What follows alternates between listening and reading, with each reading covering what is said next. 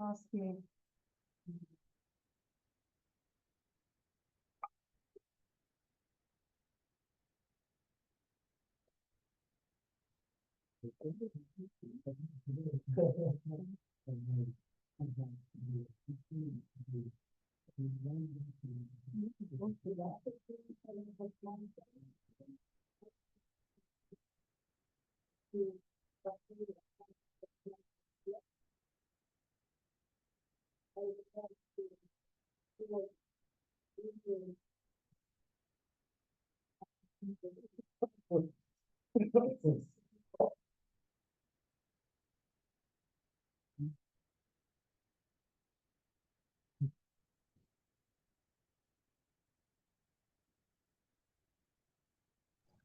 Excuse me, if Dr. Widad is speaking, we cannot hear her.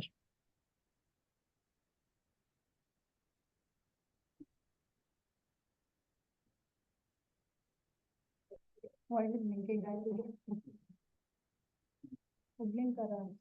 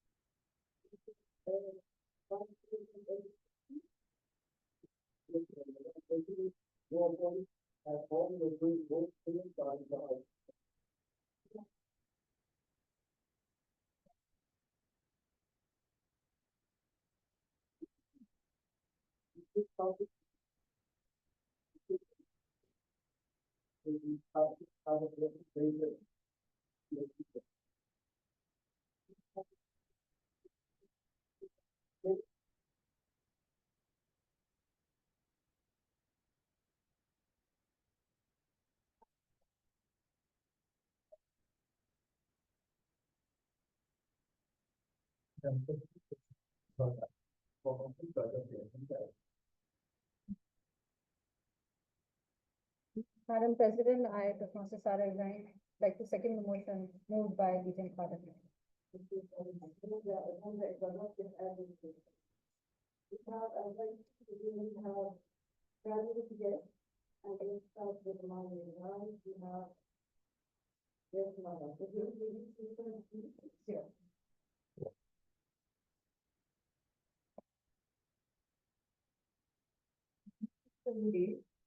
One and all, it's a pleasure to be here at the Learning Advanced Toastmasters Club. And I just discovered that your BPN, who has played the international media director role, the advisor role, he just told me that your ex-member, Yuvraj Kilometer, was my mentor for a year in India. So he's a past member of this really past weeks in the thank you, BPM Sukri, for inviting me. I also thank Sarah for inviting me, and Vidar also for inviting me to this club. It's a pleasure to meet one and all and learn from you all. Thank you.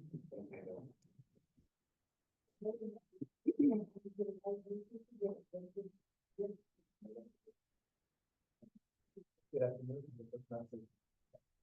my name is Toastmaster and I think we are in Bahrain. It's a pleasure to be here with you all. I'm really excited for this meeting and looking forward to it. Thank you for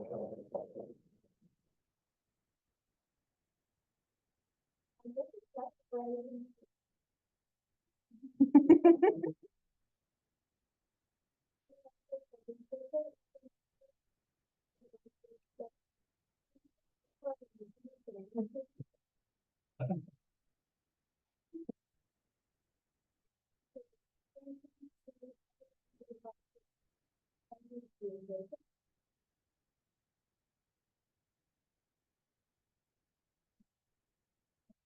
International Money Trainer, Legacy Speaker, and recently came to Kerala.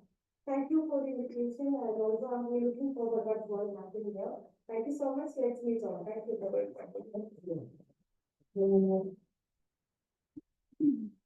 Hi everyone. My name is Speaker. Program Services.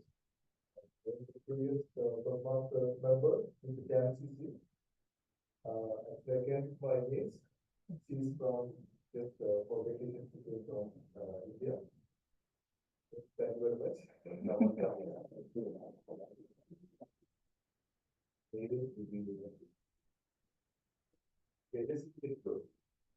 Hello everyone, my name is Dave Hughes and I'm a Toastmaster from Australia. I'm delighted here to respecting footballers today, and in the meantime I've been doing other things. And it's been delightful. I've been pleased to meet everyone, and I'm sure I'll learn from everyone. And maybe when I speak, you'll learn a couple of things from us. It's great to be here. Thank you for being here. Thank you, David.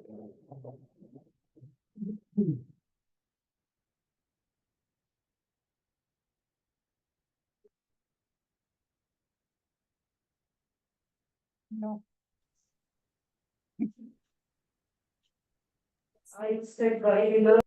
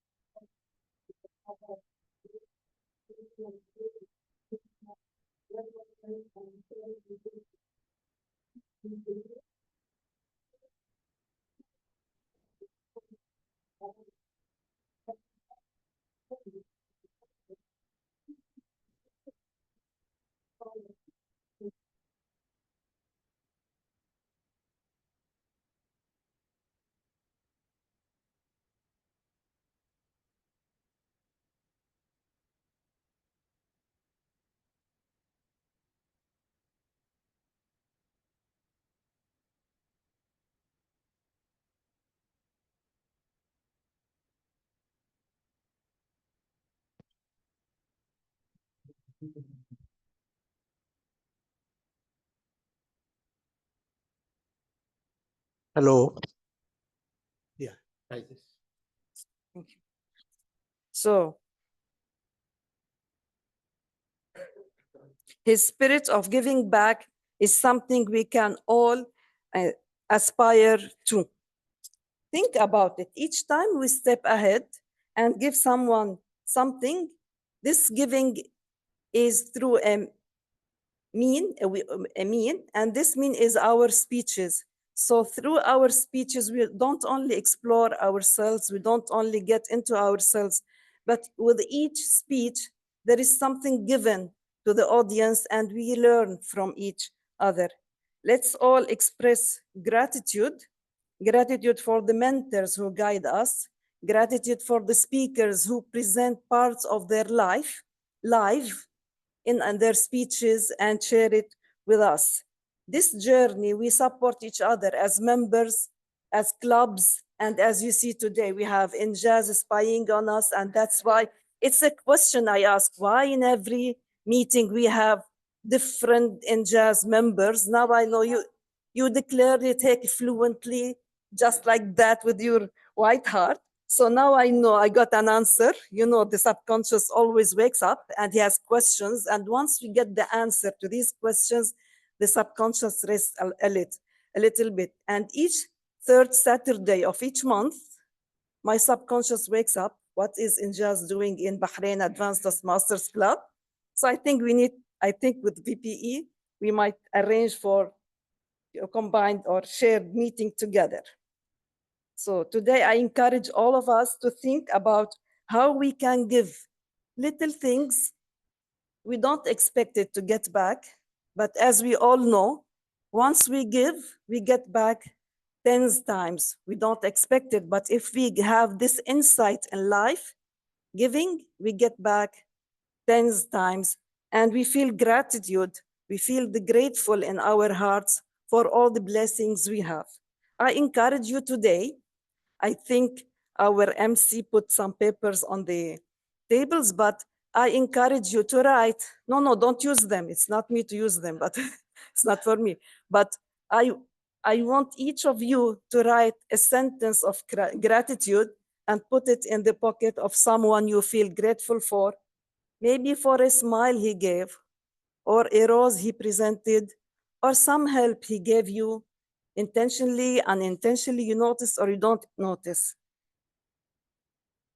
With this, I would like to feel grateful for all the members who supported me as a president, and with every meeting, I get more than one support today. I would like to go back to our,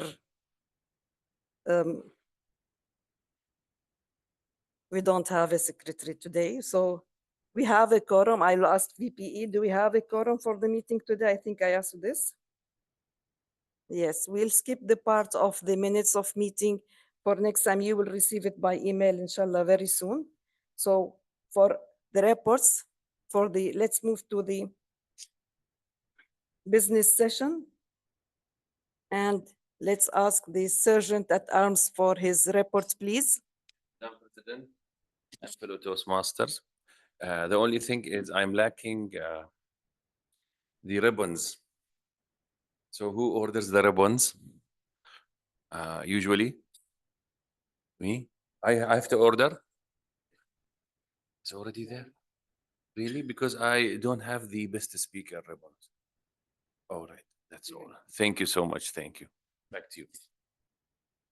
Thank you very much. Our vibrant SAA with his vibrant activities he does every day. I'll move now to the treasurer. Your report, please, DTM Farouk. You need this, or you have your...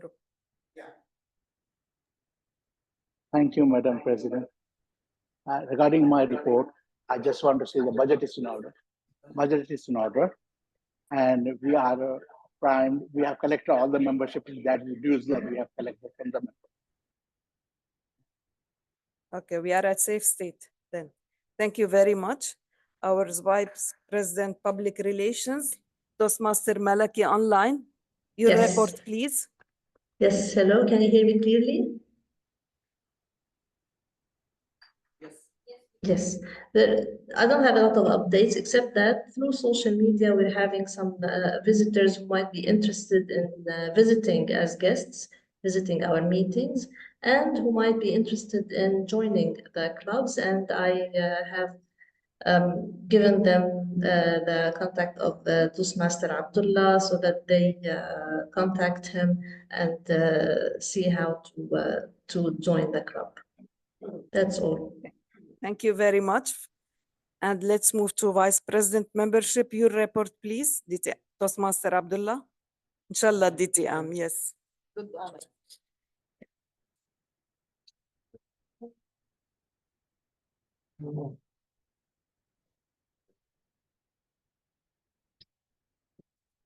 Good afternoon, everyone. Just to update you, I'm trying to contact several members to join the club, and I will update you accordingly, inshallah. Back to you.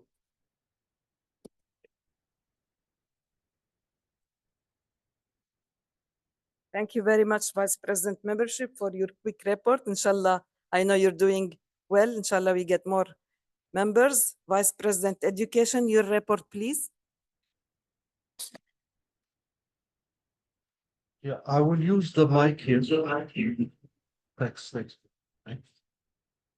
Madam President and fellow Toastmasters, we are going fine as far as our agenda is concerned. Most of the speakers here are speaking, except one of them who will schedule herself to speak in another meeting. So as far as the agenda is concerned, we are doing fine with our speakers. Our oldest gold series, as you see on the screen, in the beginning of the term, we had a survey where members want to speak or see speeches on these topics. So we are going fine when where our oldest gold series are concerned.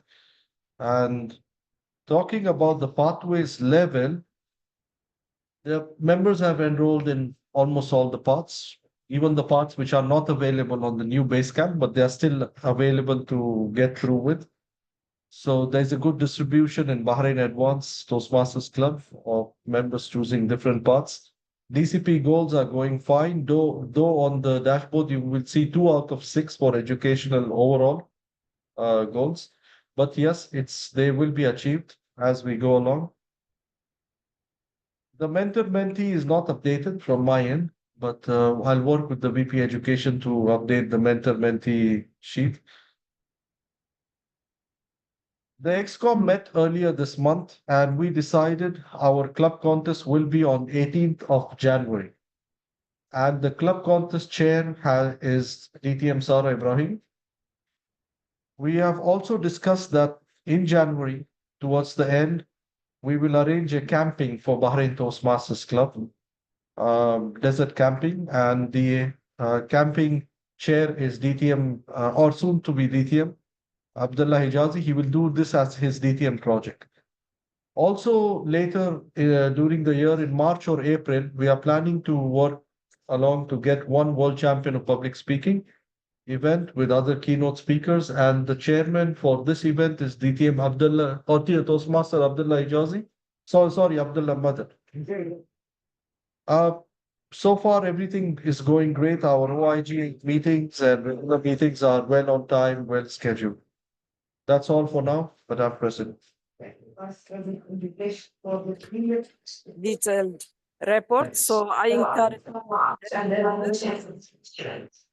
who is interested in participating in the competition to contact the Vice President Education for preparing all the details. So we still have time.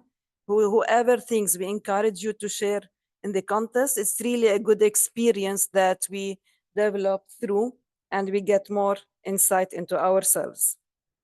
Now we have the election for the secretary. Our secretary freezed her membership for some time, and the ExCom misses a secretary post. So now we announce that there is a vacant post. Whoever is interested, please step forward and let's make the voting. Any suggestions?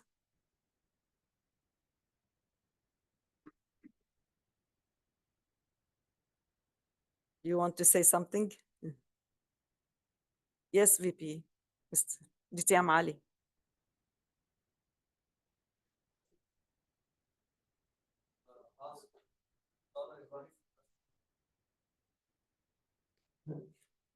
DTM Sarah. Are you? Thank you very much. Thank you very much.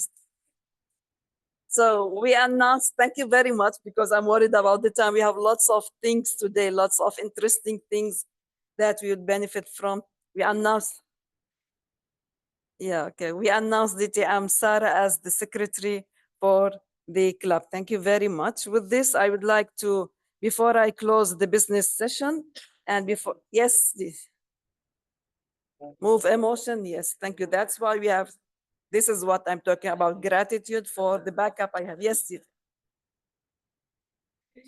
okay, thank you. So, are there any nominations? Anyone interested? I feel I'm serious in this part, and as a president. So, one, choose this. 1, 2, 3. Yes, DTM Khalid.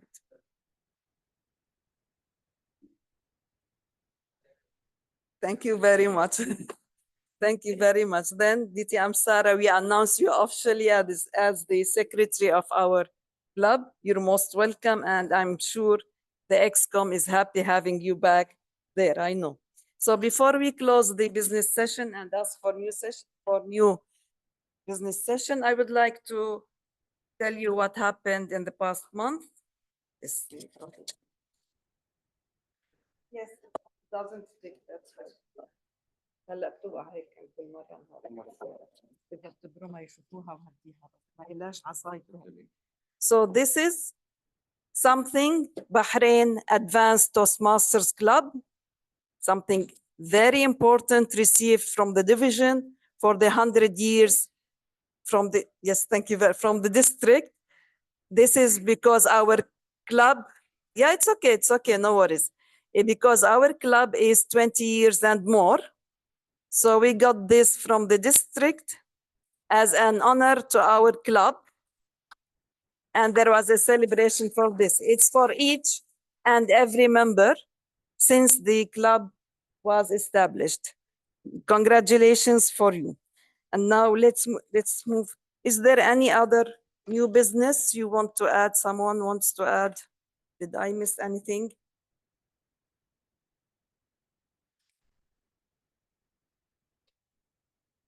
Any new business before we close the business session? Yes, Diti, I'm Sarah.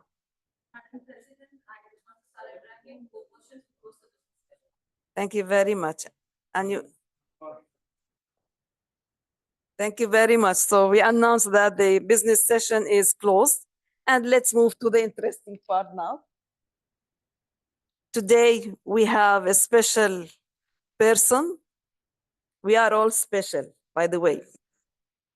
But today we have a special person who would lead our meeting. And she's the one behind me here in Bahrain Advanced Toastmasters Club. You know, I came with my niece, Toastmaster Abdullah Hijazi, but she's the one who contacted me in Beirut. And I still remember these chattings in the middle of the night. Come and join our club. And she is a vibrant member. And she told me, it's okay. Even if you are in Beirut, it's online. And then what happens later if it's not online? She said, don't worry. At that time, I was a person who worries a lot. Now I worked on that and my stress is almost 5 to 10%, only the normal one. So that's something I worked hard on it.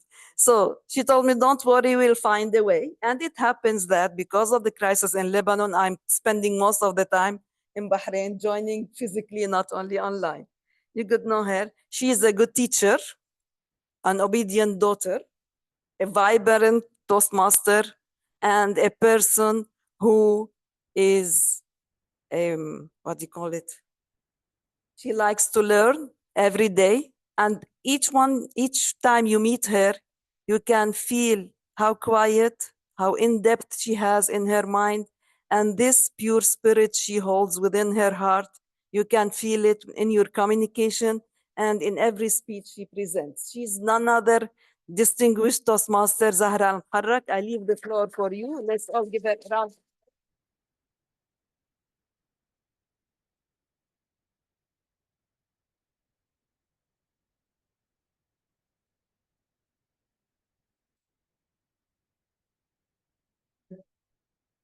Thank you, Madam President. I admit that this is the best introduction. Thank you so much. So, fellow Toastmasters and our honorable guests, good afternoon to you all. We would like to welcome you to our meeting number 260 in Bahrain Advanced Toastmasters Club, and it's the first advanced club in the Middle East. Gratitude. This is the theme, but it's not just a gratitude. Gratitude is one of the simplest, but yet the most powerful thing that we can share with each other. It's about recognizing the good things that we can have or we can see in our friends, classmates, workmates, or even our family members. So the appreciation is the act of giving. And our theme for today is gratitude and giving the power of appreciation.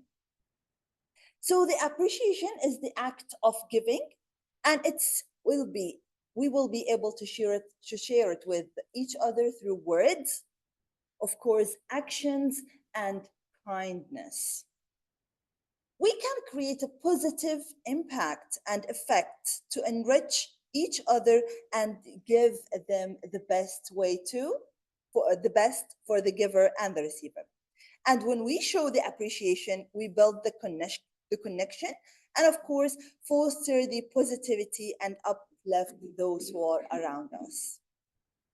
Now, I'm pretty sure that you can see the sticky notes, the colorful sticky notes, and please, our honorable guests, we would love you also to share. Now, I want each and every one of you to think about a person. Toastmaster Widad, she took my points, and I don't know how you got it. It shows that we do have almost the same way of thinking. All right, so as we reflect on the theme, gratitude and giving, I would like to encourage each one of you to think about a person who inspired you or made you think in a positive way, helped you, or even made your experience in Toastmasters more enjoyable. You will write a message for him or her without writing your name, and then you will write the name of the person with the message, and you will stick it up there. Just do not write your name. Let them think, who's this person? Now, without further ado, we would like to start with prepared, before the prepared speeches, we would like to start with the functionaries. To help our meeting run smoothly, we have a fantastic team of functionaries who will help us throughout the meeting. So let's meet them one after another. We will start with the counter and the grammarian. He's a single person. The grammarian plays a crucial role to help us improve our language and, of course, our speaking skills. He will introduce the word of the day, and of course, he will help us to become more mindful of our filler words. Please put your hands together to welcome Toastmaster and soon to be DTM Abdullah Hijazi. Could you please explain to us your role, the counter and the grammarian?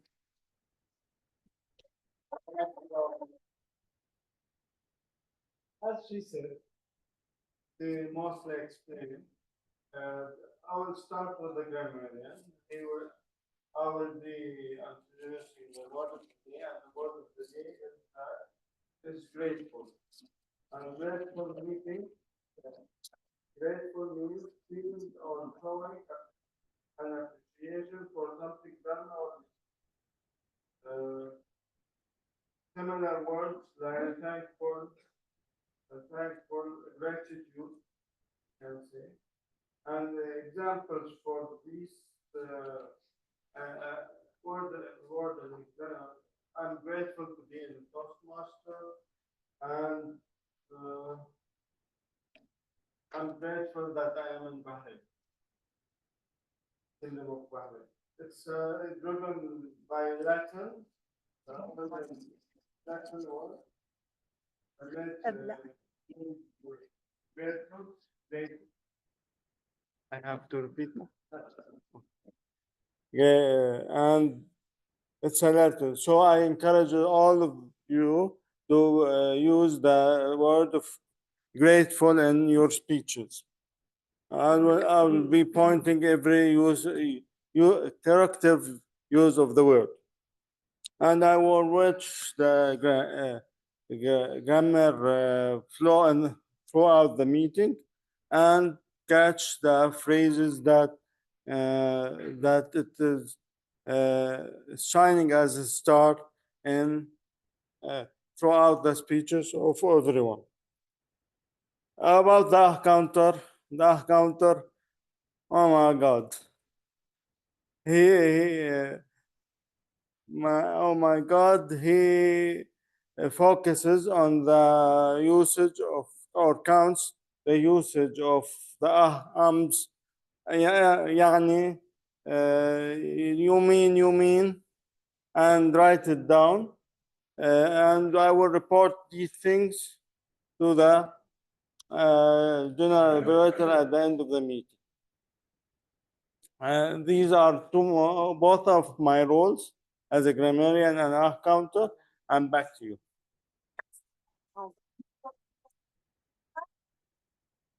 For your detailed explanation for the accountant and grammarian role, and we are grateful to have you in BAT.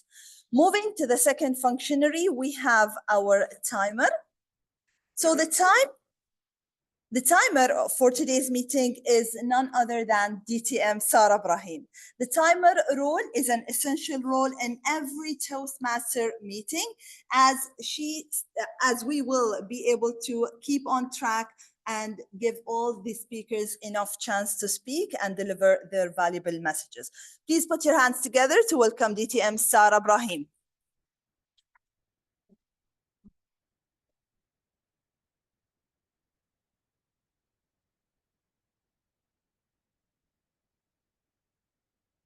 Thank you so much, Toastmaster of the Day, DTM Zahra.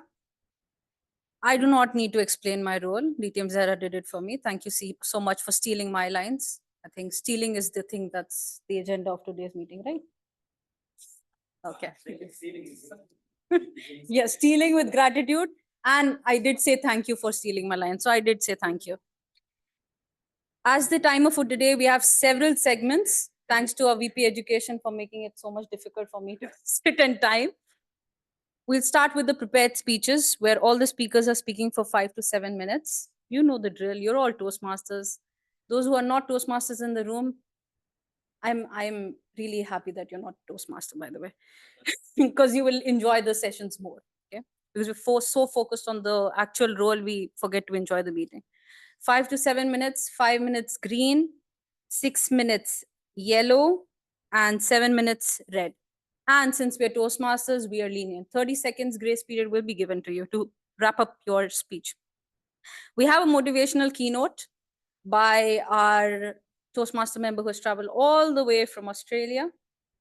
DTM David will be talking about something very exciting. He did mention to me what he's speaking about, so I'm very excited. He has 8 to 10 minutes, 8 green, 9 yellow, and 10 red. Of course, DTM David, we are still Toastmasters. 30 seconds will be given to you. Table topic sessions, 1 to 2 minute speeches, 1 minute green, 1 minute 30 seconds yellow, and 2 minutes red. 30 seconds will be given to you.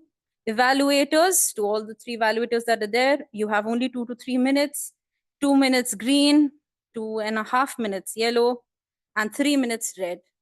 Of course, you also get 30 seconds. And we have something which is 2 to 3 minutes, which has been informed to me by our VP Education. There's a part in the agenda book launch session. We have so many budding authors coming up. So we have, of course, our birthday boy who will be sharing his book also today. He's been celebrating the entire day. He's taking all PR for it, publicity. DTM Shukri, each of the authors, and we have, of course, our guest who's traveled all the way from India. So she'll also be speaking today. And we have another author that's on his way who will be coming here from another meeting. So each one of them will get 2 to 3 minutes, 2 minutes green, 2.5 minutes yellow, and 3 minutes red. And you still get 30 seconds. Yes, we're Toastmasters. So that's about it. From my side, I will give my report when the GE calls upon me. Thank you. Back to you.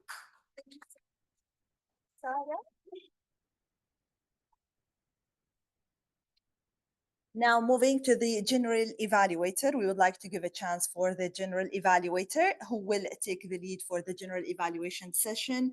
Please put your hands together to welcome DTM Said Abbas Al-Alawi to brief us about his role.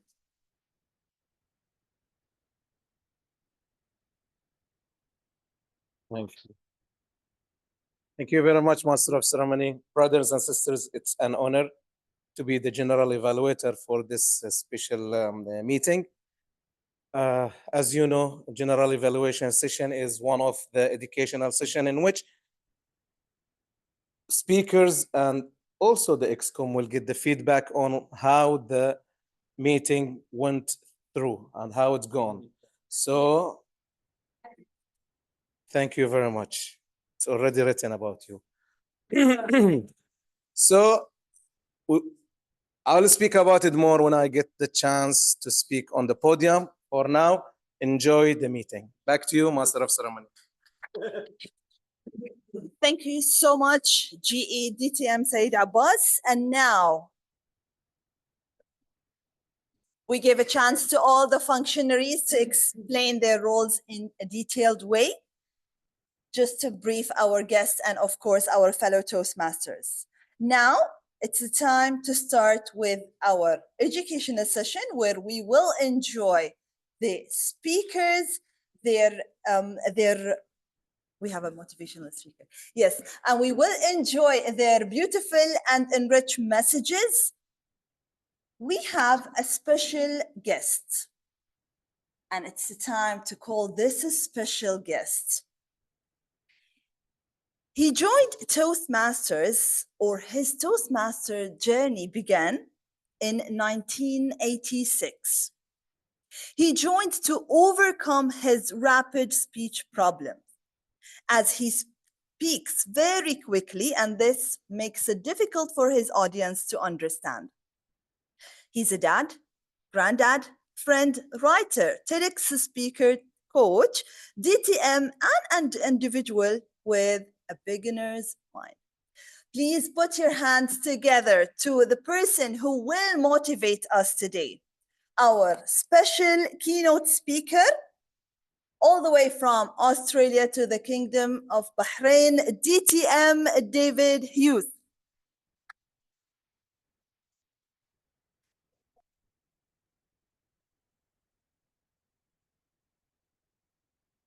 What did I do?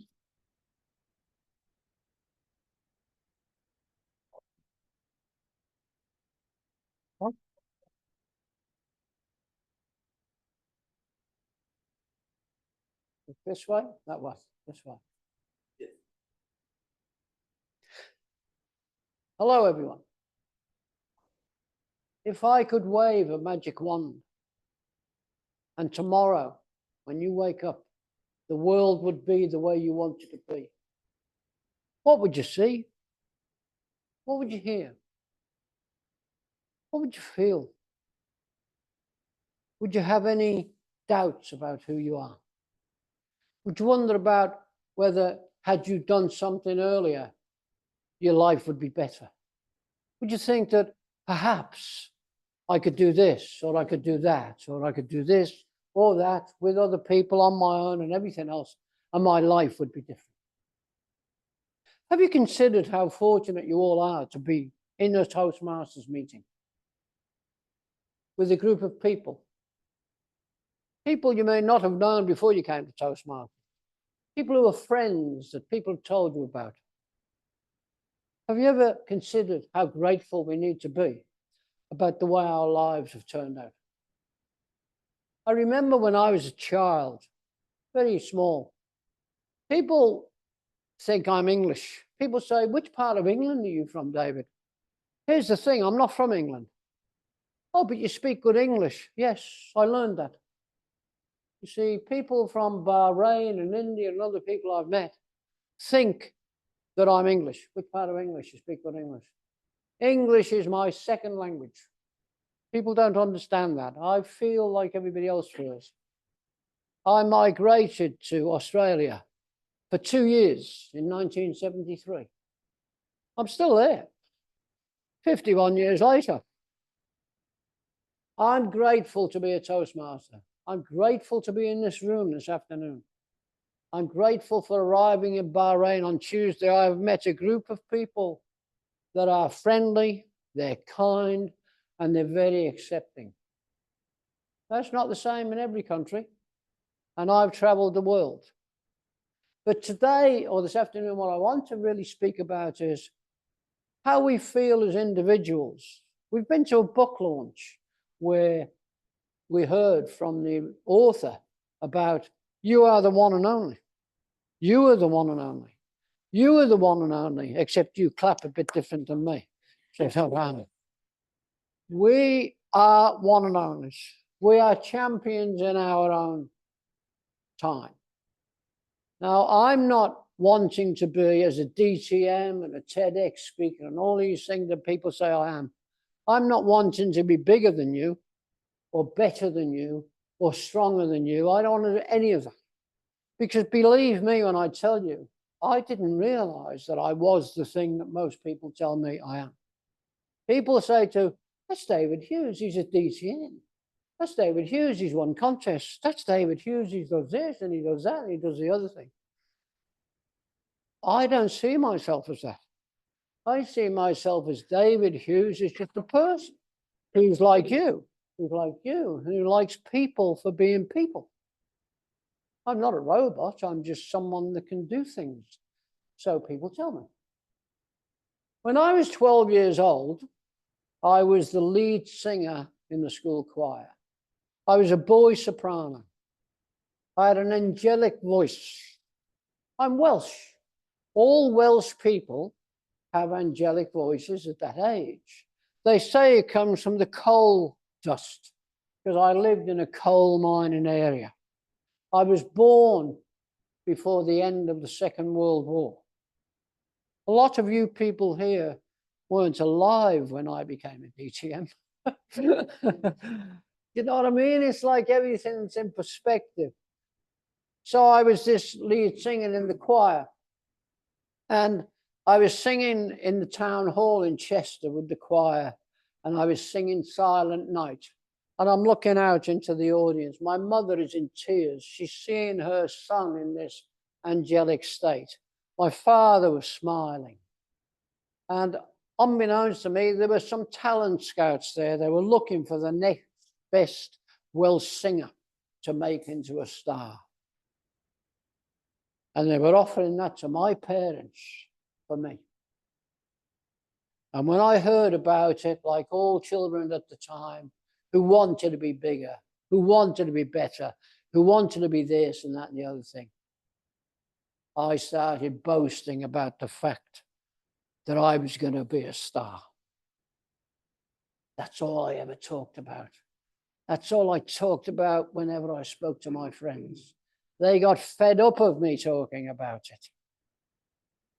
But I knew I was going to be famous.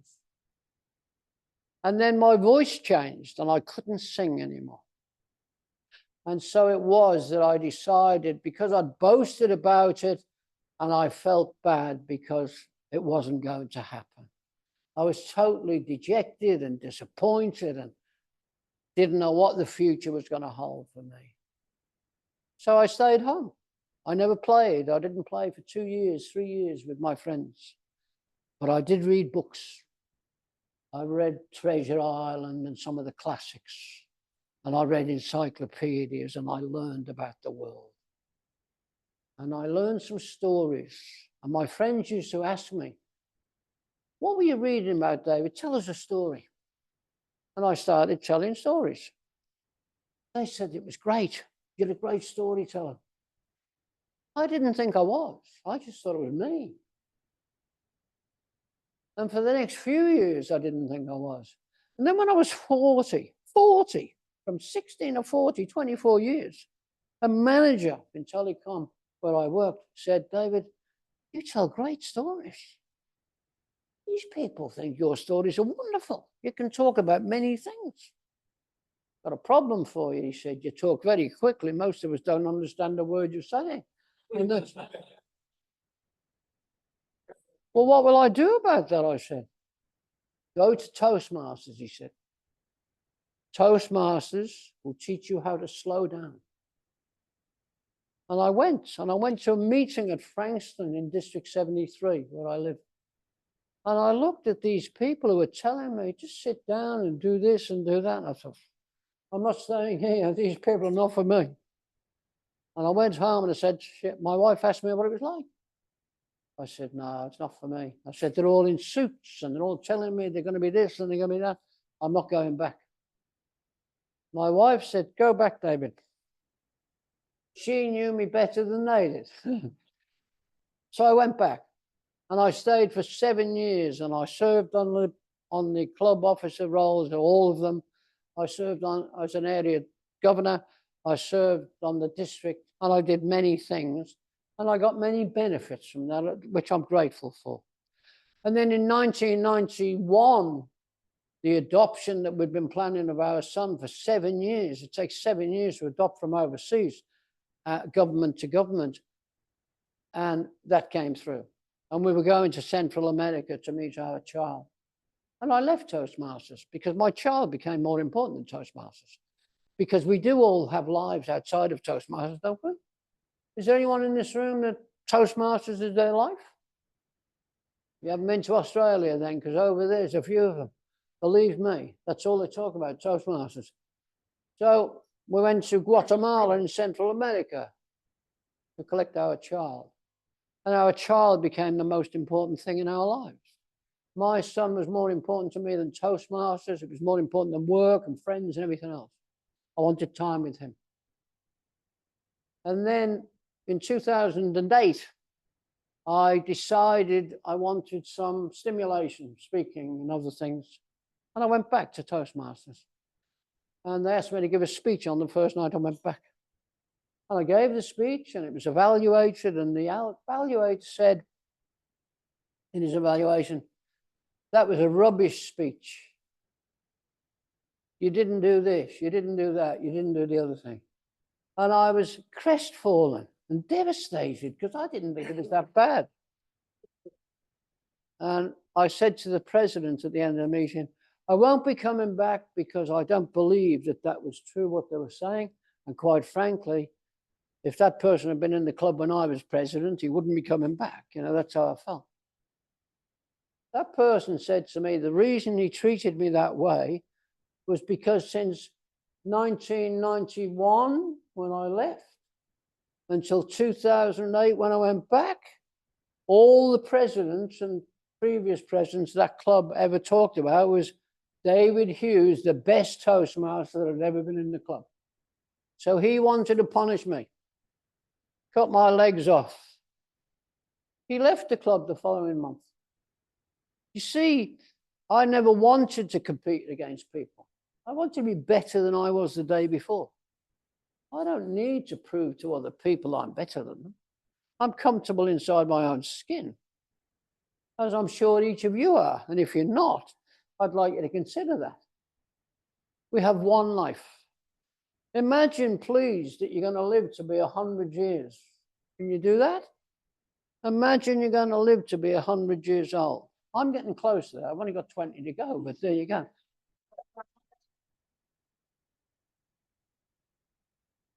But imagine you're going to live to be 100 years old.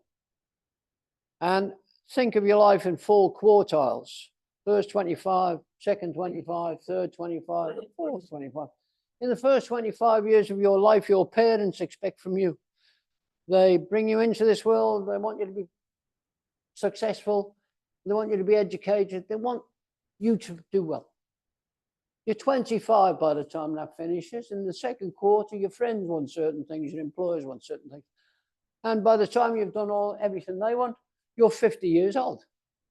And in the third quartile of your life, everybody else in the world, whether it's travel agents or real estate agents, whoever, want certain things from you and they want things for you. And then you're 75 years old and you've got 1 quartile left. That's the quartile where you'll think about the things you would have liked to have done. You know, I would have liked this, I would have liked that, I should have done this, I should have done that. And you'll start looking at your regrets. If only I'd done this, if I hadn't done that, if I'd chosen this one instead of that one. Believe me, it happens.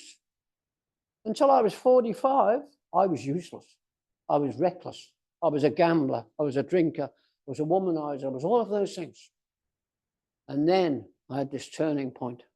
An old man sitting on a bench said to me one day, you look miserable. What's going on?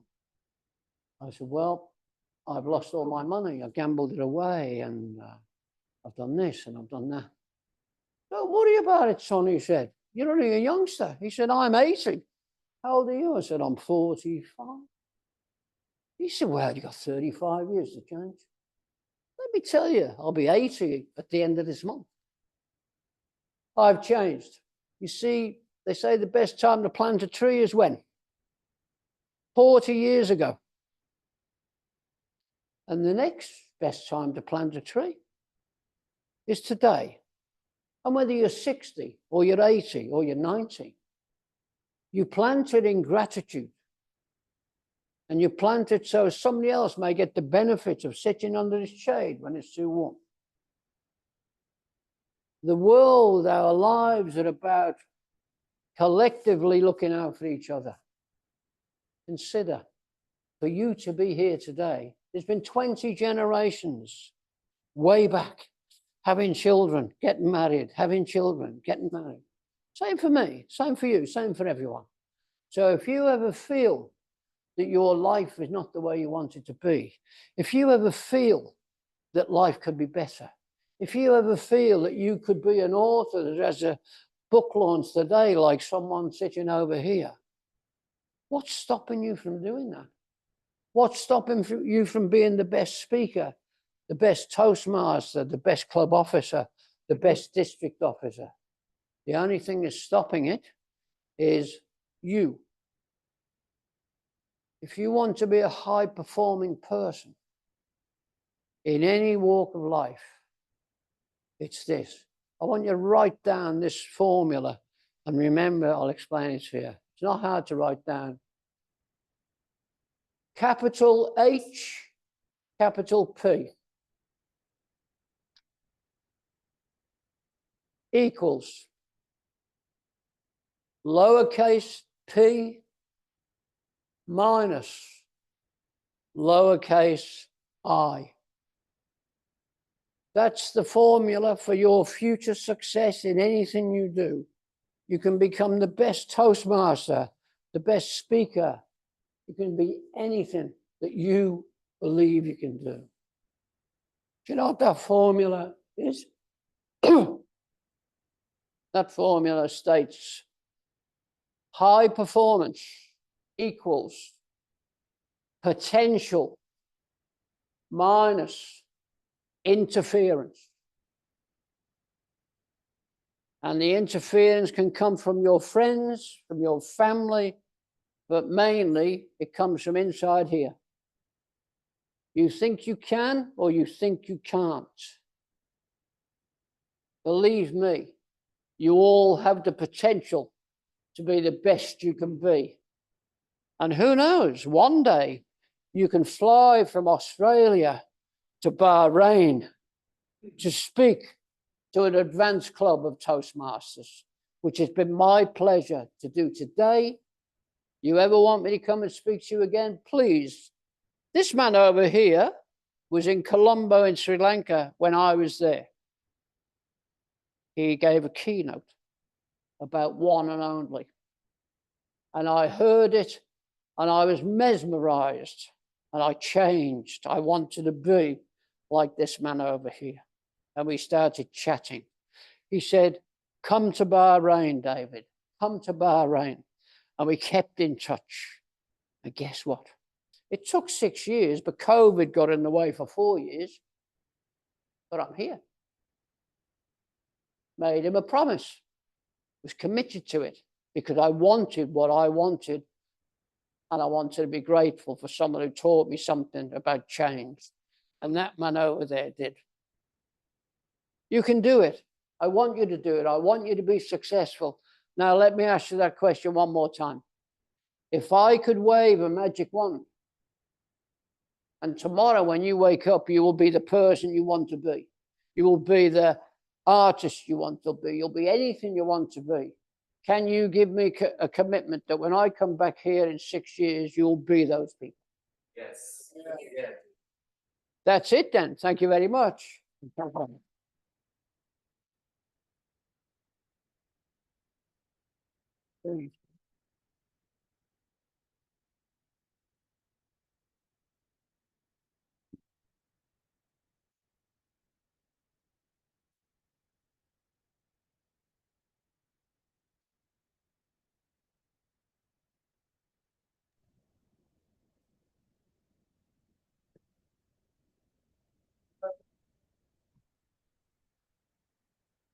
Thank you so much, DTM David, for your inspirational words for your motivational speech.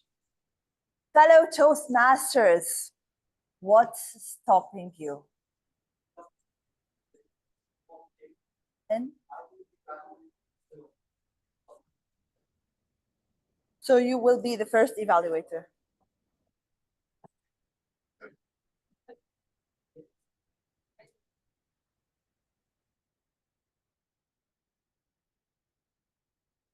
So thank you so much, DTM David, for your inspirational speech, for your motivational words.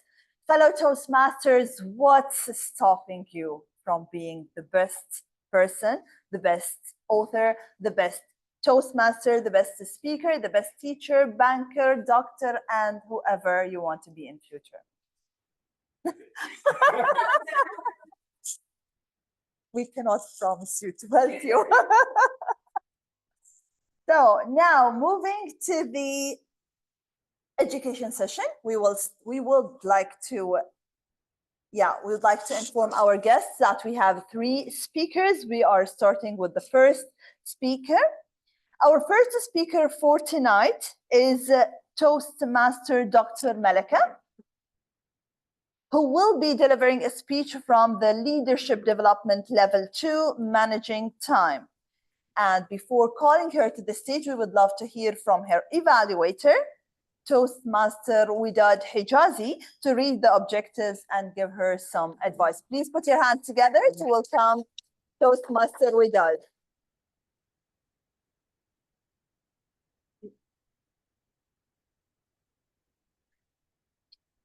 Thank you very much, Madam Master of Ceremony. Our first speaker for today is Toastmaster Dr. Malaka Itani. She's presenting her speech under Pathway Leadership Development, Level 2, Time Management, and the title of her speech is Gratitude's Triple Gift, Health, Harmony, and Success. She has 5 to 7 minutes, but before that, let's see the purpose of her speech is to observe her time management patterns. I wish her all the luck and pay attention for the time. Use your vocal variety, use all the skills you have to present the speech in the better way. Wish you all luck. A big round of applause for her. Thank you.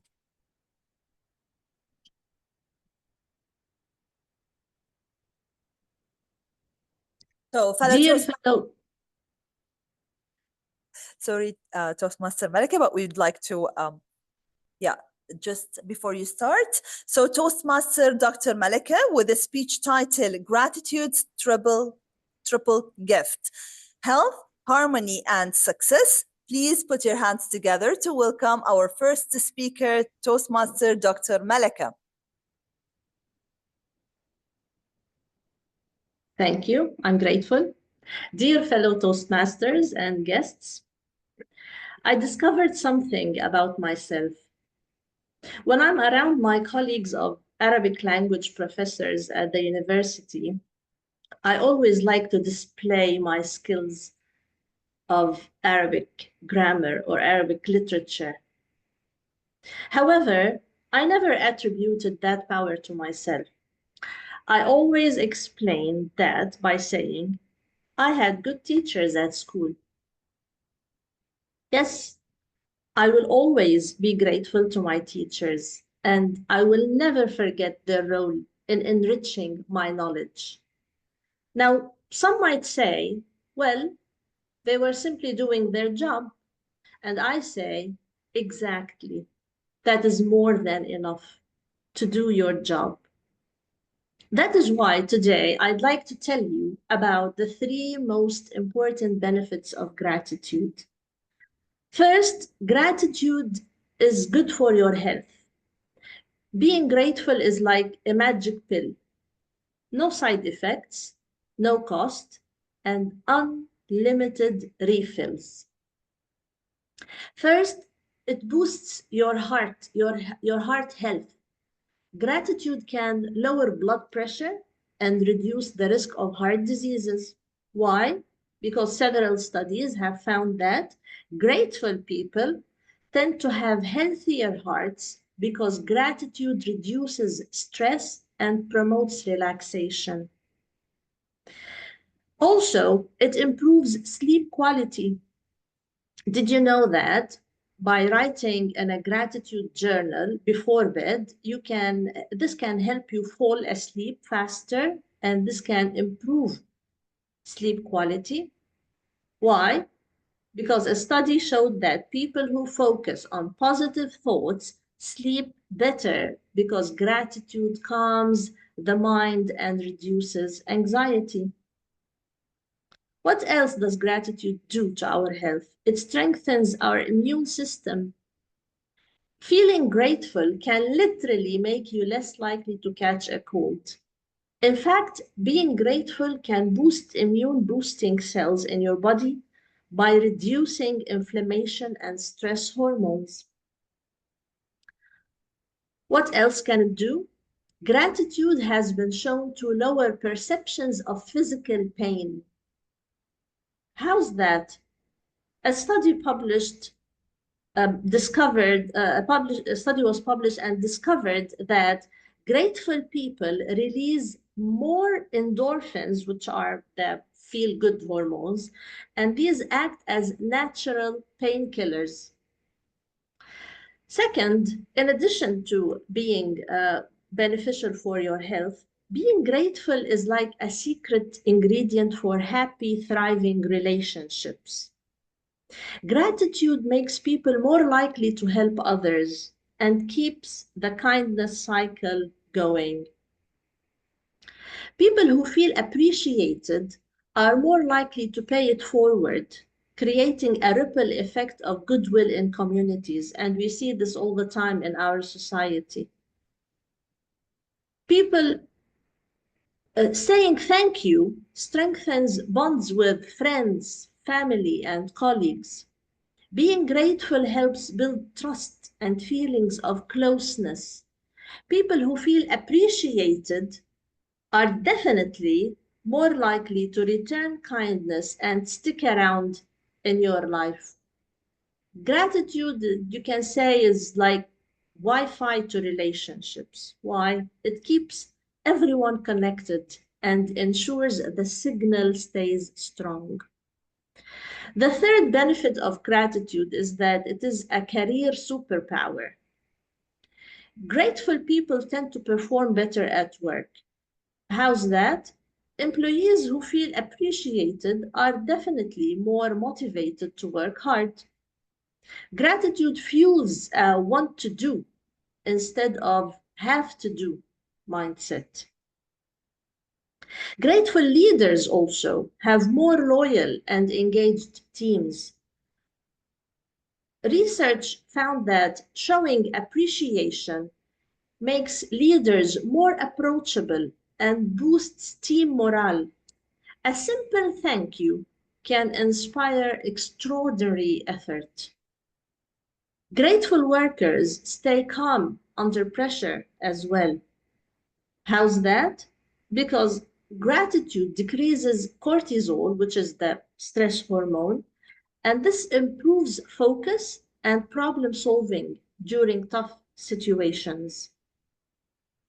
Being grateful, therefore, is like a professional elevator. It lifts you up and brings others along for the ride. And to show you how grateful I am, I'd like to share this with you, to share my experience of translating a book about 3 years ago that was called Revive Your Heart. And while doing this work, I discovered astonishing facts, or actually, I remembered things that I wasn't really thinking of every day.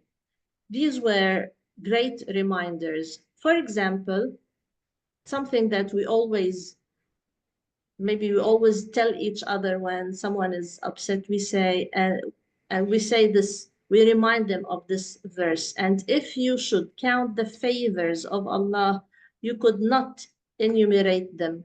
We cannot count the blessings that we have in our lives. Even if we want to count them, we won't be able to recognize them, to know every blessing that we have. Another reminder from that book was that he who does not thank the people is not thankful to Allah. How astonishing is that? How amazing is that? Being thankful to each other, to humans, is directly connected to our worshiping of our Creator. How great is this? To be grateful to people is to be grateful to your Creator. Next, I'd like to remind you of one of the names of God, which is Ash-Shakur. God definitely doesn't need to thank anyone because no one can give him any favor. However, when we learn about this name of Allah, we learn how important it is to be grateful, to be thankful, because God doesn't only appreciate the results that we have at the end. God appreciates even the effort, even if the result doesn't come up as we want. And even more astonishing, God appreciates our intentions of doing good deeds.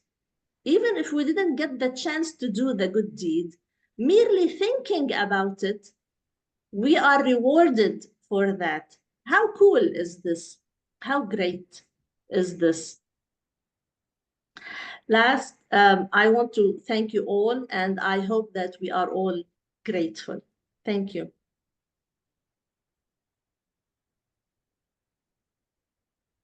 Thank you so much, Toastmaster Dr. Malika, for your wonderful speech. And of course, I would love to have the recording, as yes, we can reflect a lot according to what you've just shared with us. Moving to the second speaker, we have Toastmaster Judy. So she will be presenting from her dynamic leadership path. And before calling her, we would love to hear from her evaluator, sorry, who is attending online. We have DTM Farhaz Farouk. We would love to hear from you the objectives and to give Toastmaster Judy some advice. The microphone is yours. Thank you very much, dear Madam Toastmaster of the Day, DTM Zahra. Ladies and gentlemen, once again, amazing to be back with the Bahrain Advanced Toastmasters and really honored and privileged to be given this opportunity to evaluate Toastmaster Judy's speech, which is a level 1 project on introduction to vocal variety and body language. The purpose of the project is for the member to practice using vocal variety and body language to enhance her speech. Timer, please note, it's 5 to 7 minutes. And I look forward to being inspired by our wonderful speaker. Back to you, Madam Toastmaster. Thank you so much, DTM Farhaz. Yes, we are grateful to have our members attending all the way from Sri Lanka and, of course, Dr. Malika from Lebanon. Please put your hands together to welcome the second speaker, Toastmaster Judy, who will deliver a speech with the topic Healing Through Gratitude. Please give her a big round of applause.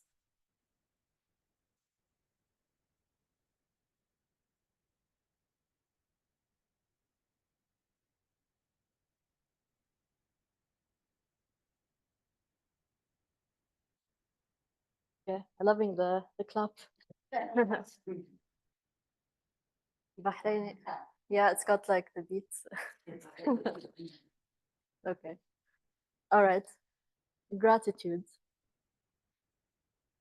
Gratitude, I read a saying the other day that said, just like health, gratitude and kindness, when they're there, it's easy not to see them. It's easy to forget about them.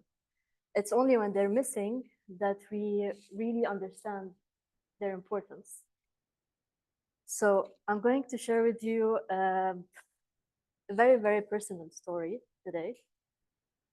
So 6 months ago, I was going through the worst heartbreak of my life. It was the first time I got my heart broken by a person. It was heavy. I'm also nervous talking about it because that was the moment that kind of defined where I am today. So I'm gonna walk you through it. I got my heart broken by someone that I thought I was going to spend the rest of my life with. That person decided to leave for understandable reasons, not getting into that. But I was in a very, very dark place. Gratitude and kindness were so distant because I was just trying to survive. I was going through life in survival mode. I was blind. I was a shadow of a person. It feels like I wasn't even living 6 months ago. Funny enough, it was around the same time I joined Toastmasters. I think the day I joined Toastmasters was the day I was going through my breakup. So maybe this is what this is all for. Anyways, it was very dark times, and I didn't know what to do with myself. So at the end, I just decided to stop because I can't do anything anyways, right? So I just stopped. I paused. I just decided not to do anything. That's it. I give up. And I discovered that through pausing and through stopping and just taking a break from everything from life, that's when my healing journey really started. Because when I paused, I started discovering things that started to heal me. One of those things was yoga. I was not a fit person at all. I hated going to the gym, hated doing anything physical at the time. So I thought, okay, maybe yoga will help. It's good for your head, right? What started out to be just a coping mechanism and a way to like manage my stress became so much more. It changed my life, really. And on the mat, in the yoga class, I discovered myself. I discovered who I was. With every breath, every deep breath, I discovered, I learned to breathe. With every stretch, I learned to give myself space. Yoga taught me that being good, being healthy, being grateful is not something that we have. It's something that we earn. Just like I was practicing yoga, practicing exercise, I discovered through that gratitude and kindness are also a practice. They're not something that just exists. It's something that we have to work for every day. So gratitude can come in very small things. I'm grateful for the smell of coffee in the morning. I'm grateful for hearing the laughter of my parents, for example. I'm grateful for being alive. So to me, gratitude is getting the chance and being happy to be able to wake up every day and have another chance at this, have another chance at being better and doing well. And kindness is the same. It's also a practice. You are born as a kind person, but when life gets really heavy, it becomes difficult to be kind, right? Because you're just trying to like survive. And so kindness and gratitude are practices that change your life. And once your life is changed, every life that you touch changes as well for the better. So I think I will leave it at this. I'm not an expert on gratitude and kindness. I'm still learning. But I want you to think about it as practice and not just as a given. Because as I said in the beginning, just like health, when we have them, when we have gratitude and we have kindness, very easy to take it for granted. But when they're missing, that's when we realize the importance of them. So that's why I will be working on it, and I hope all of you do, is to just practice gratitude, practice kindness every day so that you heal yourself, and in turn, you will heal everyone else around you. That's it. Thank you.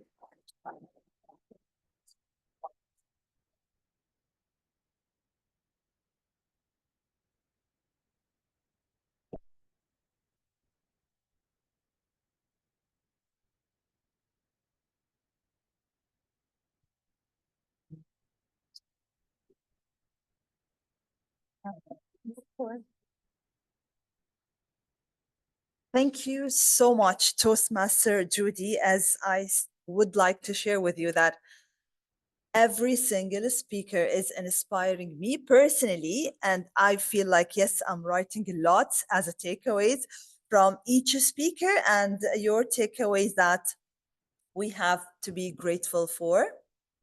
Fill the blanks. So thank you so much, Toastmaster Judy. I'm moving to the third speaker. Yes, we have time. So the third speaker who will deliver a speech that it's non-project speech. He's none other than Toastmaster Ghulam Farouk, and his evaluator will be DTM Ali Shahbaz. Could you please put your hands together to welcome the evaluator? DTM Ali, to read or just to give him some advice.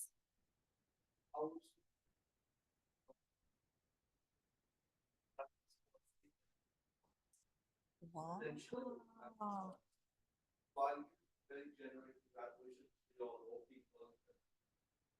Another evidence in the very well. Thank you so much, DTM Ali. Now, please put your hands together to welcome the third speaker who will deliver a speech entitled Fasten Your Seatbelts. Please put your hands together to welcome Toastmaster.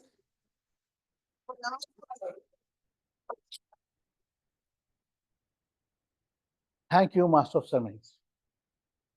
How many of you have gone on flights? On flights, air flights, ticket, everywhere. Yeah. What is the first thing after you get sit down do you hear? The saying, fasten your seatbelts. Yes. What do we do? Typically, we just on our mobile, we say, you know, and they go through the air stewards goes through the drill, and we're just doing our things, and they have to come back and remind us, please fasten your seatbelt, please fasten your seatbelt, put your mobiles there. We just go about our daily routine. We don't pay attention to them. Why do we do that? Because we are busy in our own life. We are busy in our own things, which are for us are more important than other people's work. Now, one day I travel a lot. One day on a long flight, I had a chance. Perhaps I was in a relaxed mood. I sat down and observed what other people are doing. When the air stewardess told us, fasten your seatbelt, I noticed people doing the things that I used to do. I said, what's this? So I just paid the courtesy and glanced at them and said, okay, thank you, and fastened my seatbelt and or listen to what the comments they said. And the whole thing changed. The steward, he came to my seat and said, thank you to me. And he was courteous to me. And then I started talking with them and say, what did you do? What is your life as an air steward? He said, okay, I took this job because I thought I would like to travel and look about things. I needed the money. Although I have qualifications, I didn't find another job. It's okay. Then he said, the life is tough, but I'm grateful for the job. And he took me around and said, we have to, the difficulty of the job that they have to be on their feet perhaps 6 hours before the flight, prepare for things, go through a briefing. And on the long flights, they don't have time to rest. But if they want to sleep, they have small cubicle type of cabins or small beds in the flight. And if you know the secret, you know where they are. But that's where they go to sleep.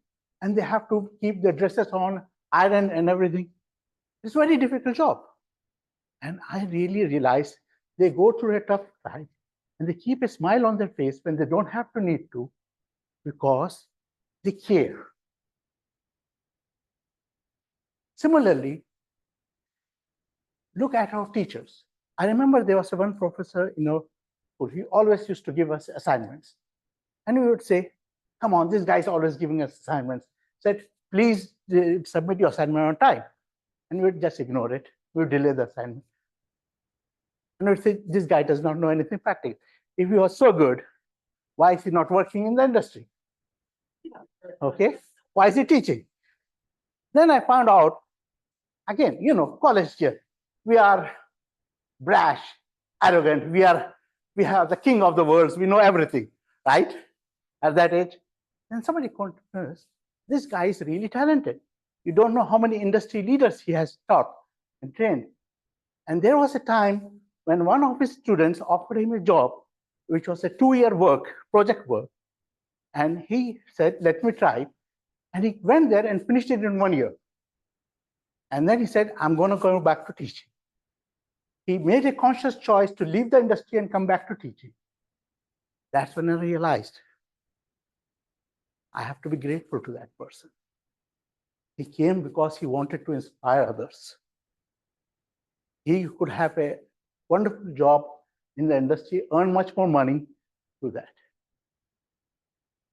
Similarly, when our parents ask us, school age and young age, please work a little harder. What do we do? You don't know. Your time was easier than us. Okay? But they keep reminding us, didn't they have their own dreams? Didn't they have something to do? Yes, they had. But they sacrificed themselves to take care of us.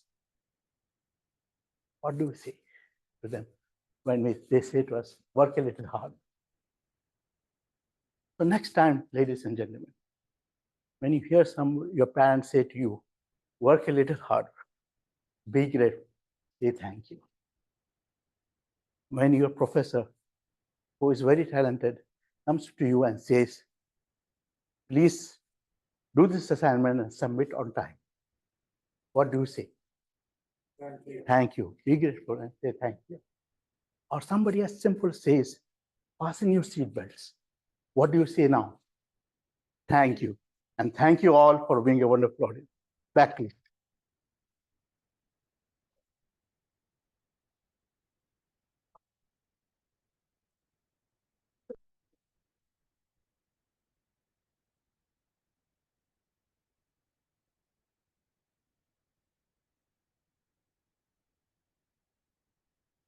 Oh, thank you so much, Toastmaster Farouk, and wish you all the best. And yes, I would love to insist to receive the recording, so I will share your speech with my students. At least they will say thank you.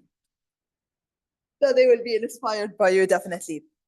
Fellow Toastmasters, this concludes the education session. We would like to have a break for 10 minutes. It's 27. Yes. So yeah, we will have a 13. So we will come back by 5:40. Please enjoy the break. Please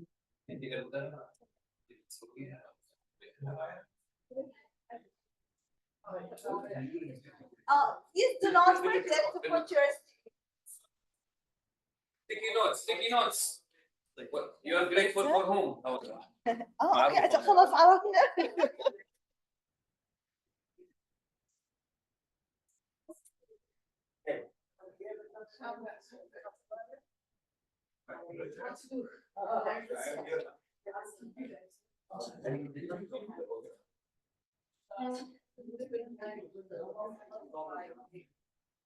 He's an angel.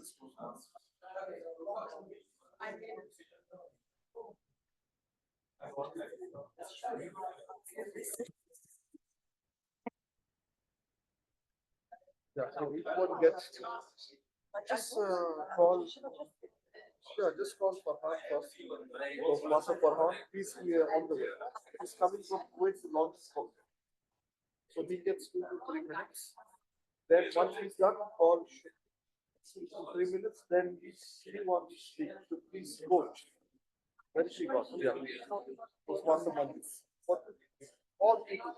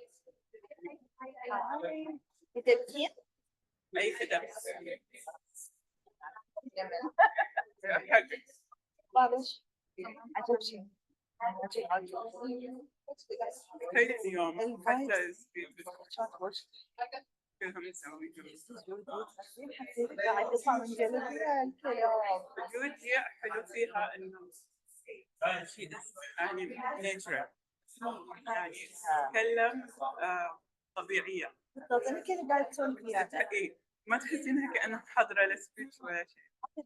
حلو فيها ترى كلش ناتشرال. حلو السبيتش مالها حتى ما كنت تحسينها تعرفين دكتورة في الجامعة لا كتب لي بعدين حسيت يمكن تاخذها على تعرفين؟ نعم. جميل. اي لاني انا نفسي عجبني قلت لي يمكن تاخذها انا او شنو اللكتشر ستايل او شيء شيء بس مو جد.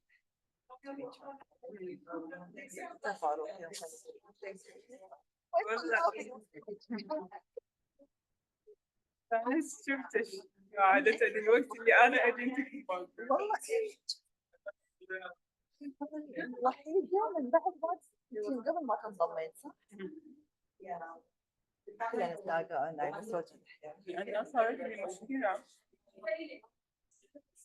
سيارتي غرقت يوم دمرت كنسل على بال ما الوالد طلع سيارة ثانية وصارت عندي سيارتين أنا توهقت صار لي كم من شهر بس عندنا سيارة واحدة فكنت متوهق حاليا شوي في سيارتي يعني أنا أقدر يعني I manage وشوي حريتي أكثر قبل لأن سيارة واحدة شوي زحمة على شخصين. بس بالعكس او حتى الاونلاين عن ذيك السيارة جديدة بس يعني شو نسوي؟ ما عوضوا ولا شيء حصلت عليها يعني مبلغ جدا بسيط. يعني دافعة فيها رواتبي يعني قلت يلا الله بيرزقني واحدة أحسن بعد خليها تصبر أهم شيء عندي سيارة الحين. All right. So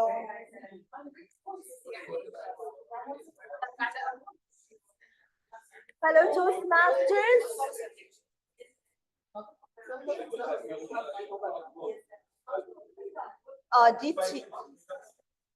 DTM Ali.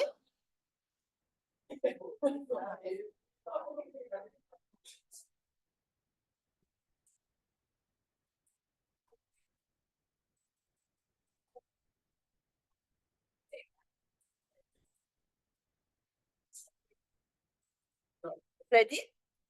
Shall we start? Yes. All right, fellow Toastmasters, please take your seats.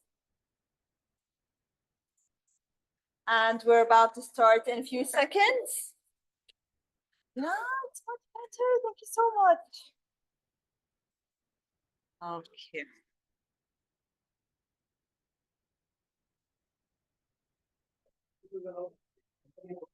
Okay. Oh, yeah, new one. So 5, 4, 3, 2, 1.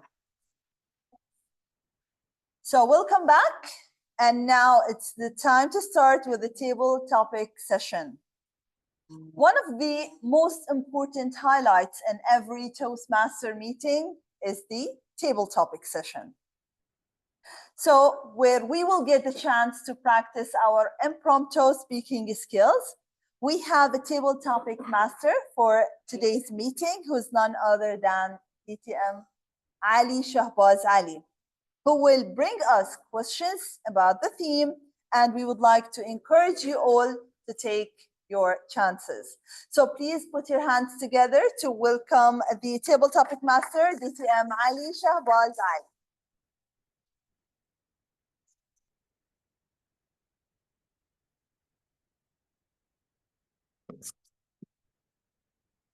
Thank you very much, our Toastmaster of the day, DTM Zahra. And now comes the table topic session. I'm sure many of us, we know what table topic session is, but I see also guests who have come in today. It's a session where we are given a question or a topic, and we need to answer the topic or the question, add our comments, agree, disagree with it. It's a very impromptu speaking segment. We call it table topics because we just keep the topic on the table and you need to answer. It's just some Toastmasters terminology. So I'll follow the traditional pattern. I'll read the question twice, and then I'll call the members first to answer. And 3 members here, maybe 1 or 2 online, and 2 guests as far as how much the time permits. We'll go ahead. I have some good number of questions.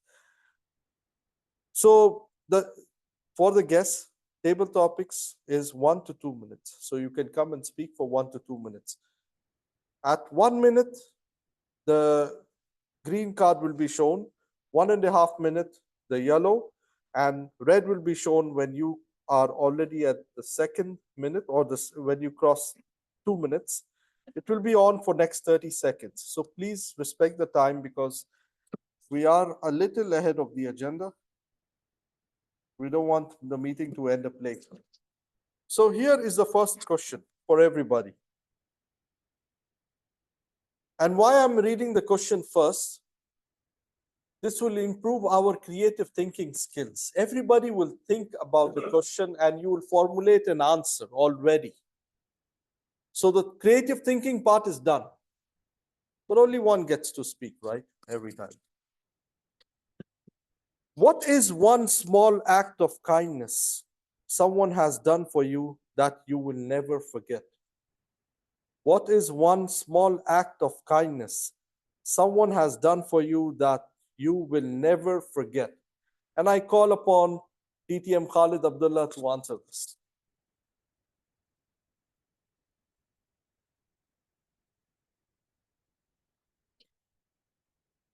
Not surprised that I'm here.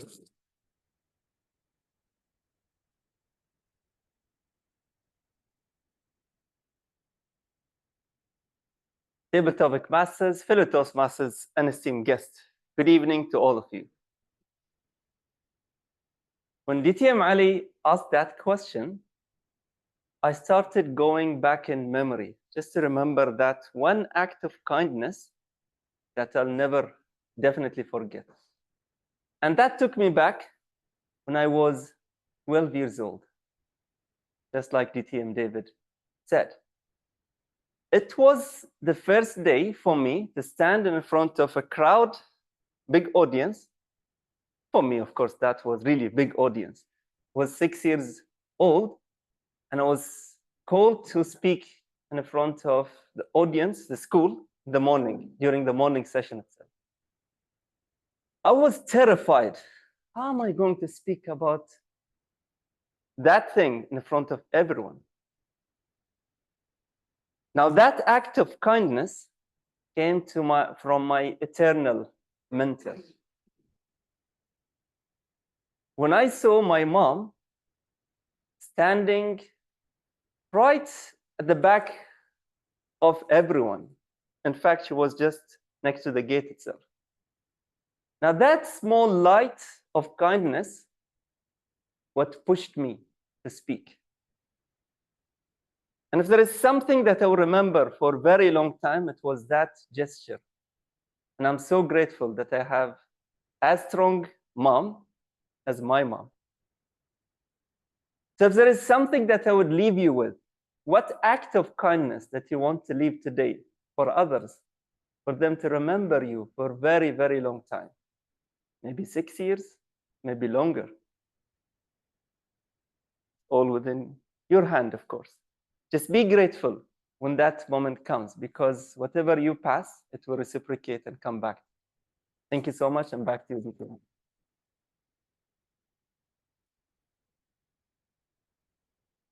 Thank you, DTM Khalid. One thing I forgot to say earlier, we normally call members with no roles or guests who didn't get opportunity to speak. So everybody gets to speak then. The next question.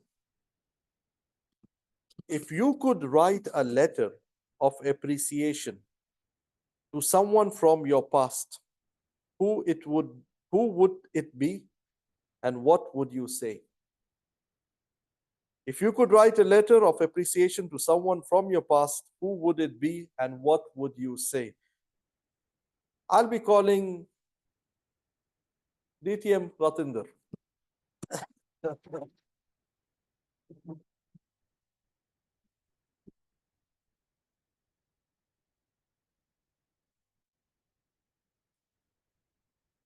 What would they?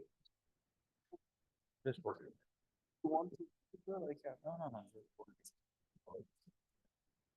Fellow Toastmasters, there's not one kind letter which I want to write. There are several kind letters.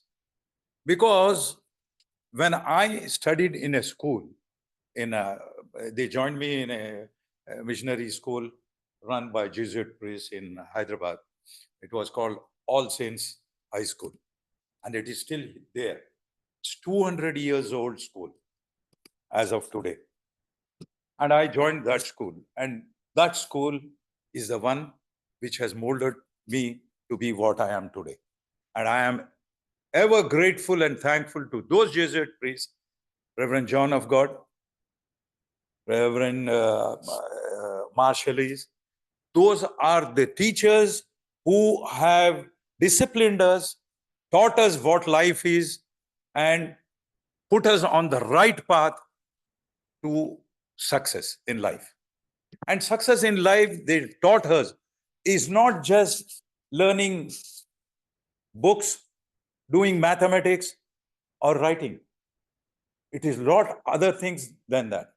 It is this gratitude and gratefulness to God Almighty and to our brethren and the society, and several other things in life, which we normally take it for granted. We used to have a moral science class during those days, where they used to teach us humanity, how you should behave with yourself, how in this diverse society you need to be okay. So my letters would be several. And one most important person which I would like to mention is my physical exercise teacher, PT teacher we used to call. And his name was Mr. Ghaffur.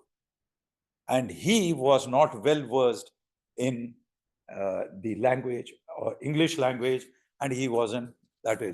But the discipline and what he taught us, to this day, I am ever grateful to him. Mr. Toastmaster. Thank you.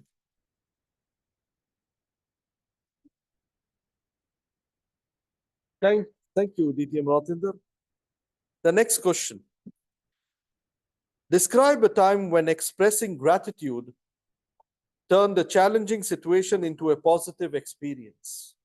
Describe a time when expressing gratitude turned a challenging situation into a positive experience. Who wants to go for it? Toastmaster Leila or Toastmaster Abdullah Madan?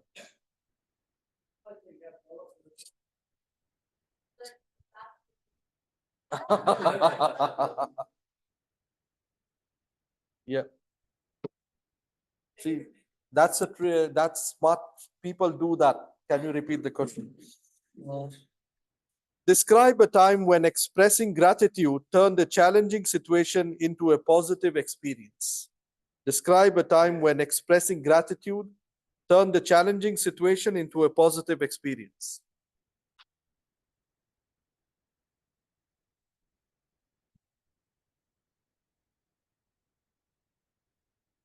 Well, sometimes we fell in negative situations in our lives, or we get hurted from people just to learn, okay? Several times I've been in a situation that I've given a constructive feedback, or or someone who is older than me give me in a situation which is a bit negative and made me learn from it. It added a lot in my experience, and it made me study more and learn more and get help and learn how to become a better person. Like a year back from that, I was a pharmacist in a small hospital. And because of my high degrees, I decided to speak with the NHRA. And the one in the NHRA told me, if you would like to be on that level as a clinical pharmacist, you have to do 1 year training, okay, to be as a clinical pharmacist. At that time, like, I didn't had enough money to join, for example, a course or to go to a university abroad to do this training required from me. But because of my experience and my relationships, I give myself a try to speak with one of my colleagues in the KFA, and he welcomed to train me. And now I'm very grateful, having the gratitude to that person that gave me the chance to do that training. At that time, 1 year back, I was hurted that I will not be able to be a clinical pharmacist, and now I am clinical pharmacist.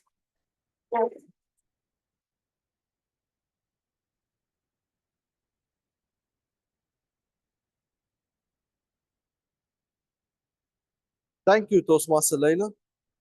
The next question, it is a real tough one. So let's see who wants to take it. Toastmaster Abdullah, please. Okay. By itself is really making me nervous because it's very serious. But anyways. Okay, so listen to this carefully.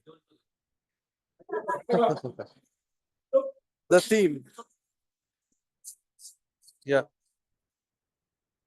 I know he's right in a way. We all talk about gratitude, but how much we practice is the main question. Only our inner selves knows that, right?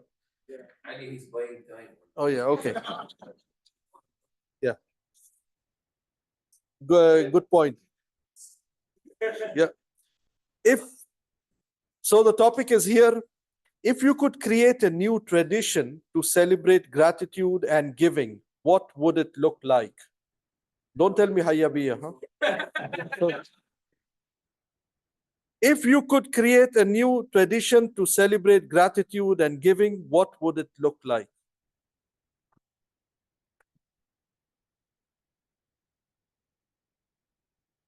Table Topics Master, fellow Toastmasters, and most welcome guests. Good evening to you all.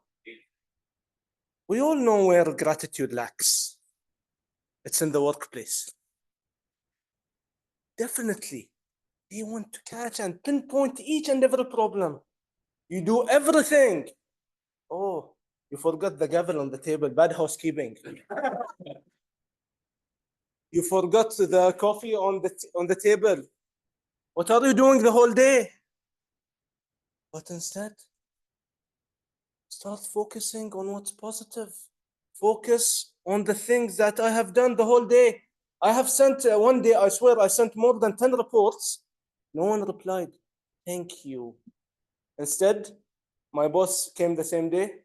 Abdullah ji, what is this? Bad housekeeping. The amount of anger.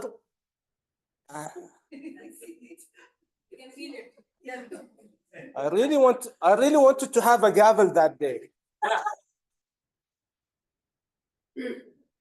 So I want really to apply the Toastmasters principles, having gratitude. Well done. Even if you just take this, put it here. Thank you, Toastmaster Abdullah. Just apply this. I wish this was applied in the workplace instead of pinpointing the problem.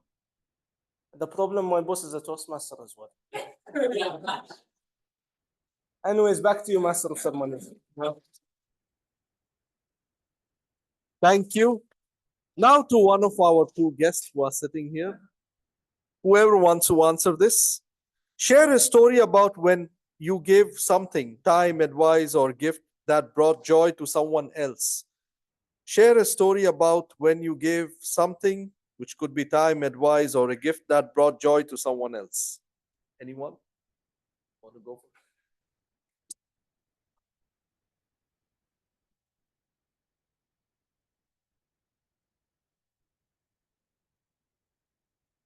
Hi, everyone. Thank you. First of all, thank you for this beautiful opportunity.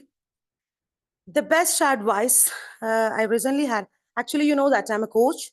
So we always get an opportunity to share, and you do this. we can easily give suggestions to everyone. So one of my clients was going through a lot of depression. Okay, he has lots of talents. He has a lots of abilities. Actually, he's not able to find his own abilities. He was depressed. At that point of view, I just told him that practice gratitude. That advice. In many aspects, they have told that if you start practicing gratitude, it increases. That means if you say that I'm grateful for my health, you can see your health is keep increasing. That means you're becoming healthier again and again. In Quran itself, it says that لَإِن شَكَرْتُمْ لَأَزِيزَنَكُمْ. That means that if you are grateful, I will increase it. I will give the opportunity to say grateful again. So all the people over here, we're just thinking that, yeah, we're talking. We have realized the importance of gratitude and to be grateful. But it's easy to talk. It is easy to give advice. But the most important thing is it easy to do by ourselves? You should make sure that from my experience, from my client's experience, just buy a book for gratitude journaling. While you get up in the morning, just start by thanking to your creator if you're believing that. Thanking for the opportunity to live here. Okay. Then finally, just note down the 7 or 12 grateful things. Just want to say you will see miracles in your life. Definitely, no doubt. So this is a miraculous thing that changed my client's life, almost everyone's. Thank you for this beautiful opportunity. Keep going, everyone. May your act speak the gratefulness in you. Thank you.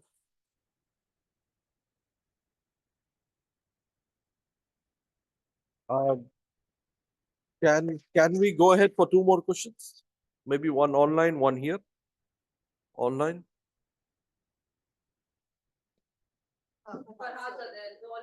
They're already okay. Maybe then just one more question for our another guest here. The question is, what does giving mean to you, and how does it contribute to your personal growth? What does giving mean to you, and how does it contribute to your personal growth? Our guest, Reem, you want to answer this?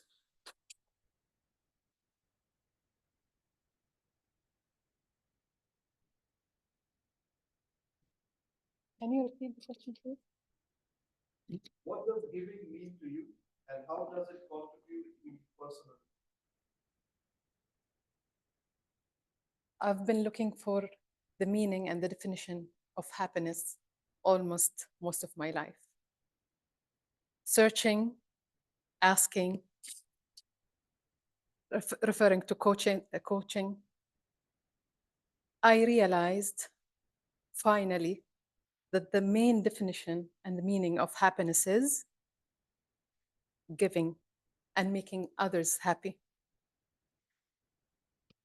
I didn't realize this for long because we live in a very materialistic world.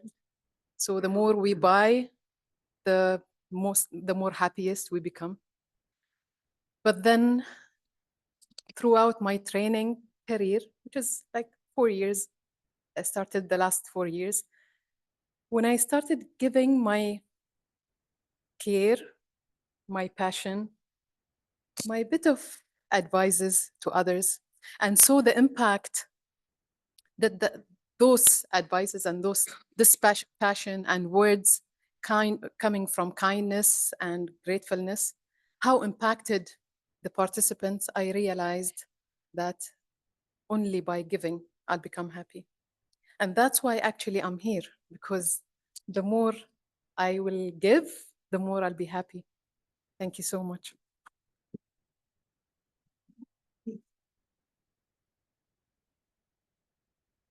Thanks to our guest, Reem, and over to you, our Toastmaster of the day, DTM Zahra. Thank you so much. No.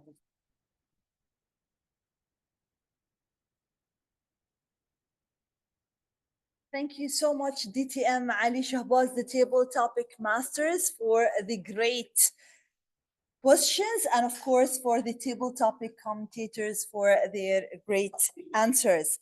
Yes, you inspired us all, and we would love to hear more from the other speakers and evaluators as well. Now, it's one of the most interesting session. It is a special session, and I've never attended launching a book. So, fellow Toastmasters and distinguished guests, welcome to the exciting session where we will celebrate launching a book. It is a captivating new book or books. So, those books were crafted by special and talented authors and, of course, Toastmasters.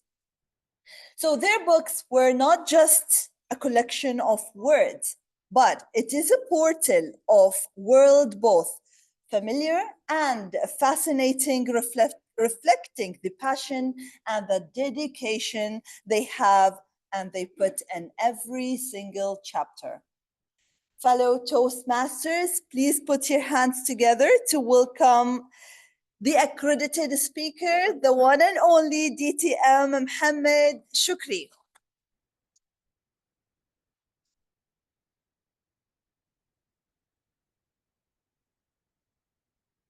Picture this.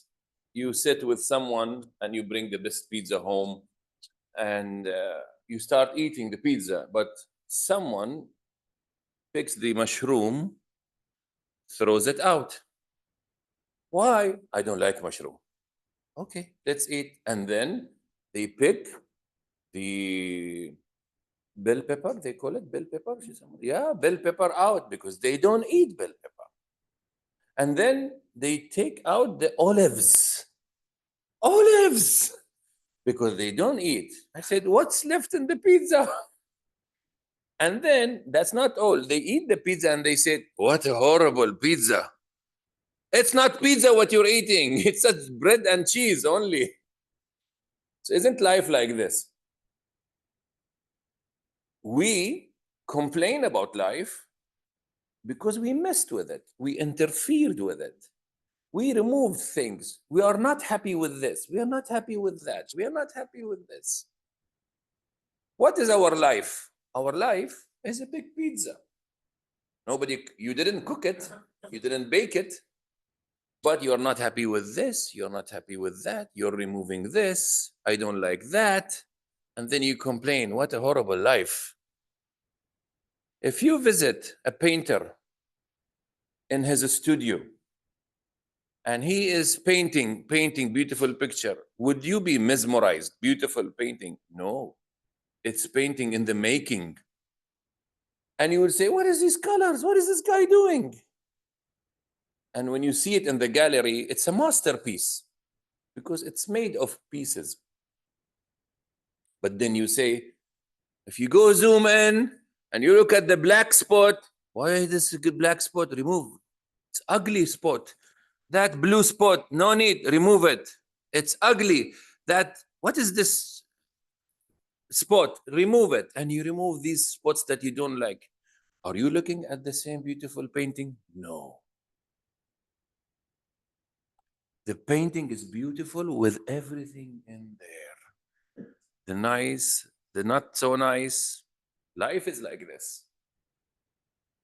If you want a good life, you should be grateful for everything that you have. Everything that makes you. Your life is a beautiful painting.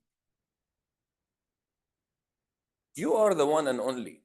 For 10 years, I have been delivering this workshop, this keynote. Someone told me, write the book. I said, why shall I write the book? I need a good reason to write the book. And I couldn't find. For business, alhamdulillah, I'm doing well. I have good engagements, good courses. I'm not even marketing myself. No need for a book. I need a good reason for the book. Is it bringing money? No. Selling books doesn't bring money. You know that. Then I decided I will do it because I want to know who is the artist. why not do something I didn't do before? To discover a part of me I didn't know before. Do that painting, Muhammad. See how it comes out. Because, ladies and gentlemen, if you go with the flow and allow your talents to come out naturally, without naming things, without wanting things, soon you will discover you were not the artist. You were not doing things. Things were being done through you. For 10 years, I saw people coming back reporting to me of magic happening in their lives by just listening to You Are the One and Only keynote. And that's why I decided it should be a book, because I cannot reach out to many people. So there you go. If you wanted to know what's inside the book, I didn't tell you so that you can buy. Thank you for all those who made it today. And back to you. Thank you so much.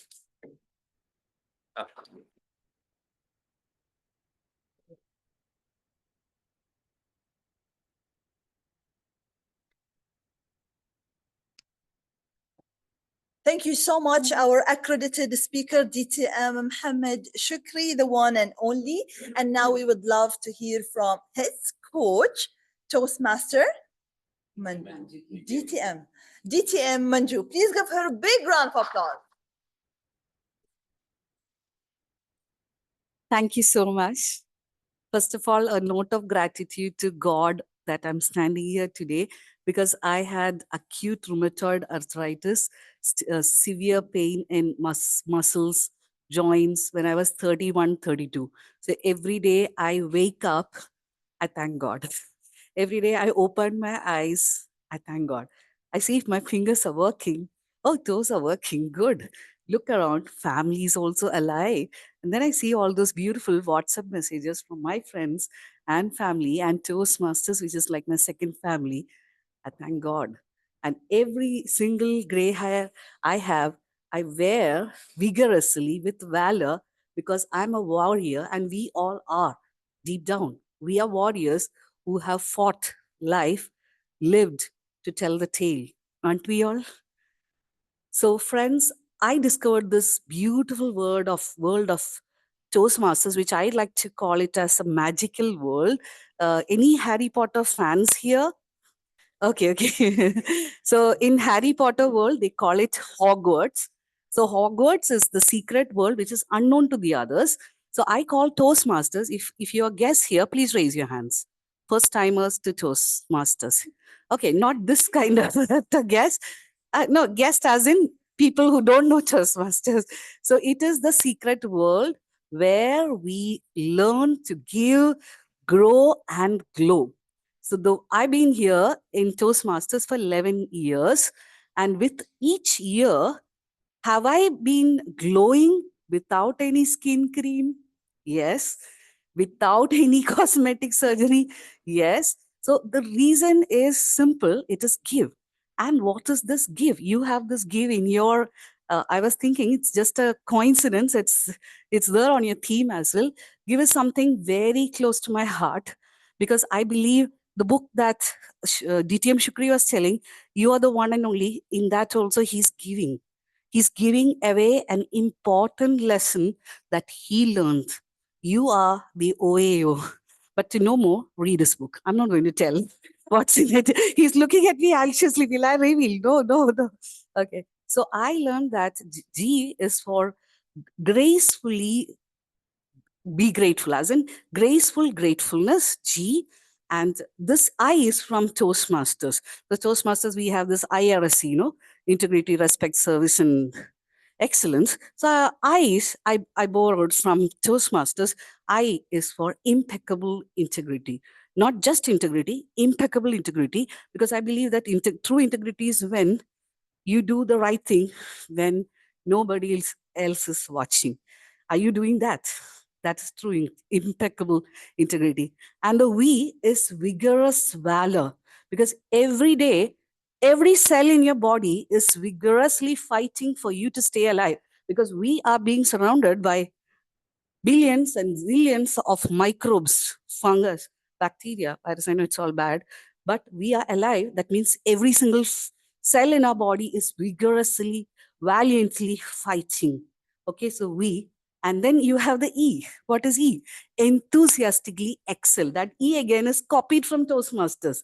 E for excellent. He's looking at me. This girl is stealing, spying, stealing. Yes.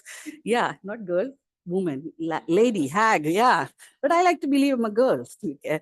So E for enthusiastically excel and empathetically, not evaluate, empathetically empower, enrich, and enable others to excel with zero expectations. The reduced expectations.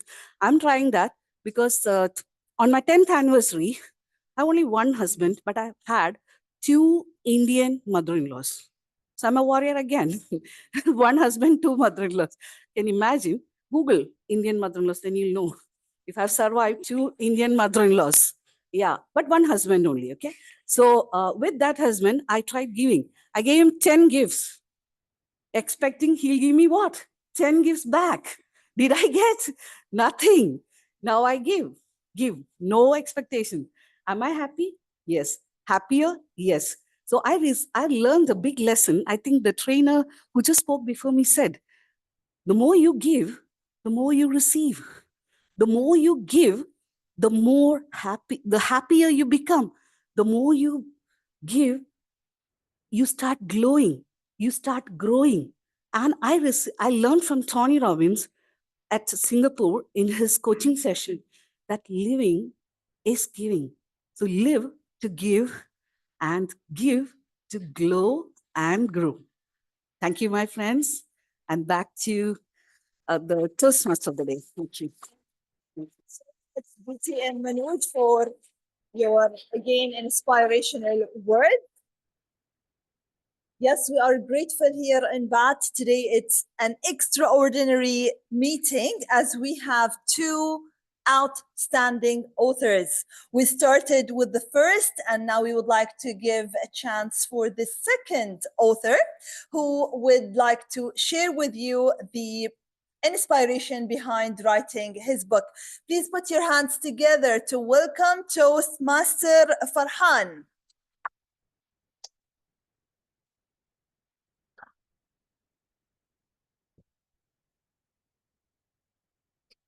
Good evening, ladies and gentlemen. There's a famous quote by Maya Angelou. Can anybody?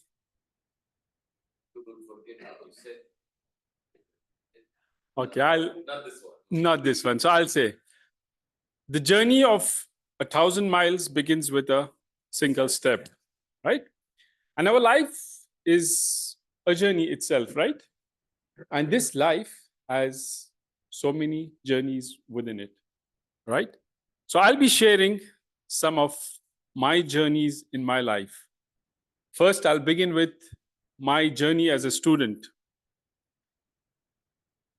Can anybody guess what would be my favorite subject? I think you heard it yesterday. But I think the Toastmaster of the day has guessed it right. My favorite subject was maths because I never liked reading. I hated theoretical subjects. And you know, parents generally, they bribe the kids, if you want to go there, you better study today, right? So even I used to get these kind of bribes. And what I used to do was take my maths book and solve problems. Because I really didn't like reading. So subjects like history, biology, I really dreaded them. And as years passed by, came a time when I was in my 10th. Okay, first, I forgot to say that I'm born and brought up in Kuwait. So I did my schooling in Kuwait, but when the Iraqi invasion of Kuwait took place, I was in Kuwait, but I had to relocate to Mumbai because of the invasion. And so my 10th standard, I completed it in India. And as you know, once we are in the GCC, we don't like to stay at our home countries. We want to be back. So once the Kuwait was liberated, my parents, my siblings, they all went back, but I had to continue my studies. And, you know, it was for the first time that I was left all by my own. And unfortunately, I failed in my 12th standard. And I was doing science. So I failed in one subject, but because I wanted to pursue engineering, I attempted all the exams with the quest for earning better grades the second time. So I passed the second time, but the grades were not so good enough to get me an admission into an engineering college. So I shifted to commerce. And in my third year of commerce, I had, you know, accountancy as my main subject, and I had optional subjects like taxation, portfolio management, all to do with, you know, the numbers. And one subject, economics, I failed in my third year as well. So again, in pursuit of good grades, I attempted all the exams again. I passed with first class. And then I came to Kuwait, started working as a finance professional. After 15 years of my life in finance, I also did a certified management accountant course, which it took me 6 years, various failures. And why I'm talking about this is society actually makes failure as something bad. But when we pursue something, failures will come. We have to keep moving. And I kept moving. I did my CMA. And then came a time when I lost my job. And initial phase was difficult, but I thought to myself, you know, if I lost my job, it's fine. I could do something different. And that's when my new journey started. I started reading self-help books. For somebody who was very shy, timid, uncomfortable speaking in front of few people, it was a challenge for me. And I got my hands on this book, The Magic of Thinking Big by David Schwartz. This book was written in the 1950s. The author died in the 1980s. I read this book in 2018. I learned a lot of lessons from this. One of the major lessons that I took action on was join Toastmasters. I joined Toastmasters. I delivered speeches. I took XCOM roles. I won my club contest in 2019, the humorous as well as international speech. That gave me a chance to do MC roles in my nephew wedding and later on other family weddings. And also my local community organization asked me to, you know, conduct quiz competitions. And, you know, when I reflected back on that, a book that was written in the 1950s and the author had died in 1980s. 30 years after that, reading this book had impacted my life. I thought to myself, I will also write a book that would help people even after I die. That's when my journey of an author started.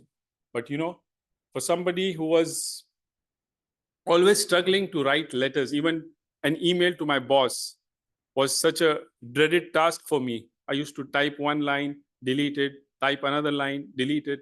So that was it. So my inner voice was always telling me, how can you write a book when you can't even type a small email to your boss? And that's when I took help of a life coach. Through 17 sessions with him, I got a roadmap to how I want to move ahead. I became a coach myself. And that journey taught me how I could tackle these inner voices. And I started writing my book.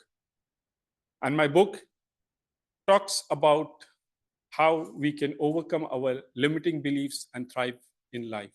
It's titled Breaking Free. And because I can see the timer is red showing me the red since long time, so I'll not talk more about it. I think I've spoken enough. The idea behind the book is the people to read it and, you know, let those inner voices get silenced and progress and thrive in life. And since I'm here today, I have author-signed copies. The book on Amazon is selling for $11 US. Today, it's here for 3 BHD. And I would encourage all of you to take a copy for yourself Especially you could gift it to some people who are not so confident. I'm sure it could benefit them. That's all I have. Back to you, Toastmaster. That's my book. Thank you so much. Yes, another round of applause to the second author, Toastmaster Farhan, and congratulations for this achievement.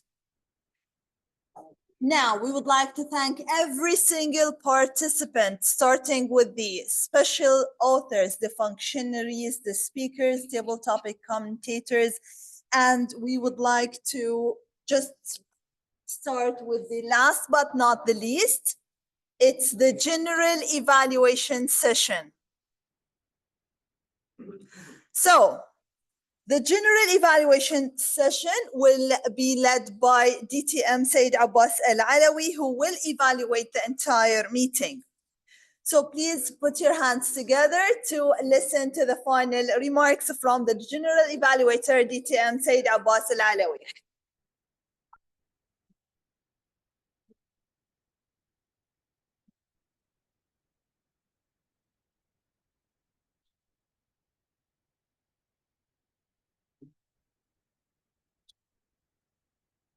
Thank you very much, Master of Ceremony, DTM Zahra Mukharraj. A note, ballot being distributed for the best speaker, best evaluator, and best table topic. So please have a time, enjoy the time, and vote.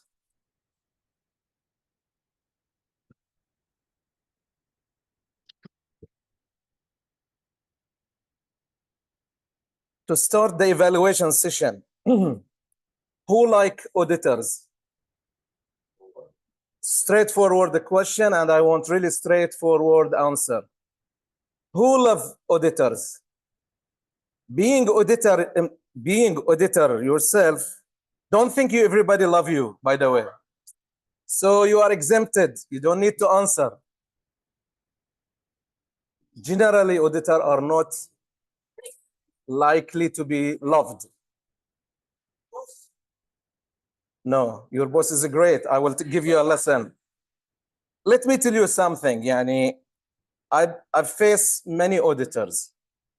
Though they are not appreciated, they've been given a very harsh schedule, and they've been, you know, sometime leaving them alone so they can, you know, proceed faster with their audits. But they are the best for a better version of you. Now we are in Toastmasters, and we know evaluation is the core value of development, of self-development. And evaluation session is one of the most important session among the second and first, education and table topic. It's come the evaluation session. It's the pillars of any meeting. Now, how on earth you squeeze the evaluation session? It's really harm. As a Toastmasters, we squeeze, you know, the evaluation session and put it in a corner in such a way I have to witness, to watch out the, you know, the time. Plus, I have to see the program itself, how it goes. Well, I will fulfill the XCOM expectation, and I will proceed with the evaluation the way it goes without disturbing the schedule.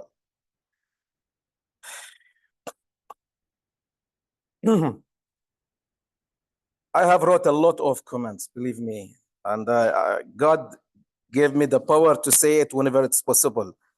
So let me start with the timer first of all, and let's hear from him for the table topic and the speakers. The timer is DTM Sarah. Please give her a big round of applause. Yes, please.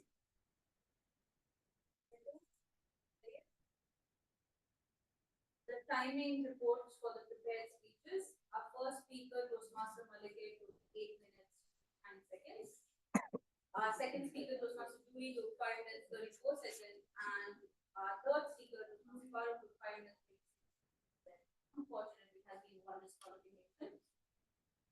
Moving to our table topic commentators.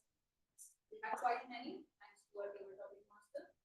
Our first table topic commentator, Deacon Khalid, took 2 minutes 5 seconds. Second, Badinder took 2 minutes 15 seconds. The next commentator was Toastmaster Leila, 2 minutes 23 seconds. Toastmaster Abdullah Madan took 1 minute and 37 seconds. Our two guests, guest Tasneem took 2 minutes 30 seconds. Stack from the dot. And guest Jimmy took 1 minute and 5 seconds. And all of them have been. Thank you, and back to you. Thank you very much. Now, please vote for the best table topic commentator and best speaker. You have the opportunity now. To go further to the individual evaluation, so let's welcome the first evaluator, Toastmaster Widad Hijazi, to evaluate the first speaker, Toastmaster Dr. Malika. Please give her a big round of applause.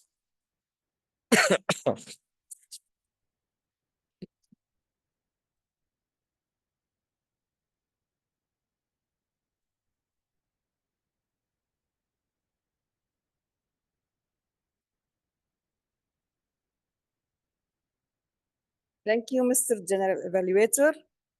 Our first speaker, Toastmaster Dr. Malaki, she presented her speech titled Gratitude, Triple Gift, Health, Harmony, and Success. Good afternoon, everyone, again.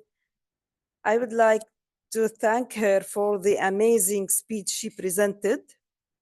Well done, well prepared. She showed that she prepared well, and you did really a good job in the research you did. The researches you referred to, that was really amazing. As a trainer, I tell you, how could you do that in 8 minutes, 29 seconds? You could present a whole training session talking about gratitude and 3 steps or 3 things that we benefit from gratitude. I like the way you started with. I like the way you used your hand throughout the speech. Your vocal variety, the ups and downs were right used in most of the speech. So you told us that there are 3 gratitude gifts, and this is nice. Gratitude, you gave good information about it. You asked one question for the audience. I would like to say, I prefer that you make a question with a higher tone and then give a pause after it to give the chance for us as the audience to think about it.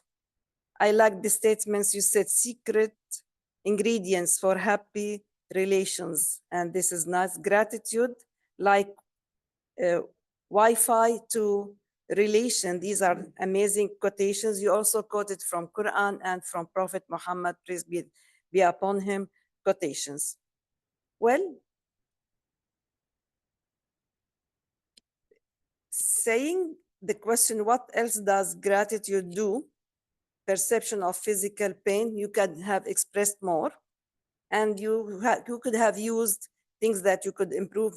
You stand up even if you are at home, you prepare a space and you move. Gratitude 1, gratitude 2, and gratitude 3. You shift with us. We would love to know more.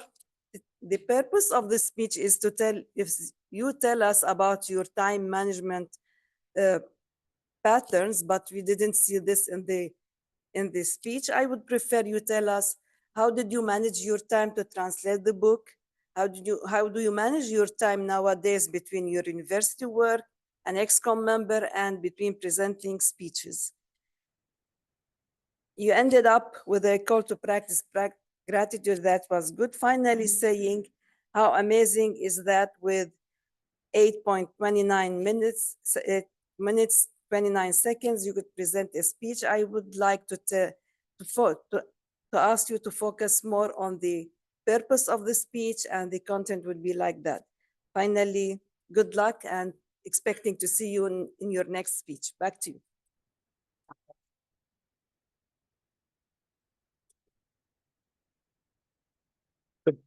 Thank you very much. To proceed with the second evaluator to evaluate the second speaker, let's all join hands to welcome online Toastmaster Farhaz Farouk.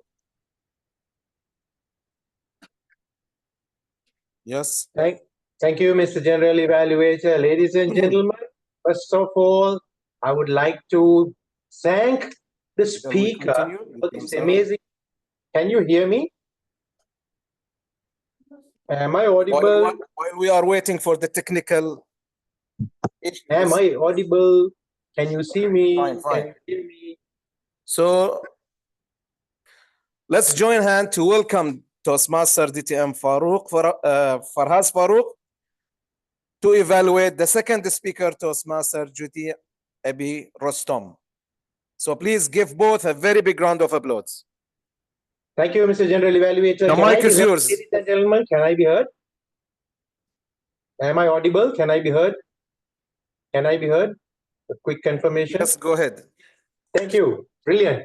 So, Toastmaster Judy's speech, I wish I had heard this speech about 30, 35 years back. I'll tell you why. I have personally gone through so many such heartbreaks. It could be relationships like the story Toastmaster Judy talked about, or it could be professional stuff, or it was in personal. I have gone through a number of heartbreaks. And had I heard this speech then, I perhaps would have reconsidered the way I think and the way I reacted. So thank you so much, Toastmaster Judy, for inspiring me to completely change my thinking and my behavior. Now, what did I like about Toastmaster Judy's speech? First of all, she showed she's a very strong speaker. Why do I say that? It takes guts to talk about something like what Toastmaster Judy said about a situation where she went through a heartbreaking experience in life. It takes a lot of guts, and that shows that she's a strong speaker. Second thing that I liked about Toastmaster Judy is how, in some stages, her emotion was felt, like when she said it was the worst heartbreak of my life.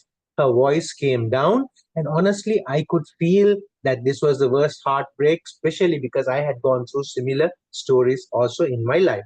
And the third positive that I saw about Toastmaster Judy was how she controlled her emotion, even though she was talking about something that had caused a lot of pain to her.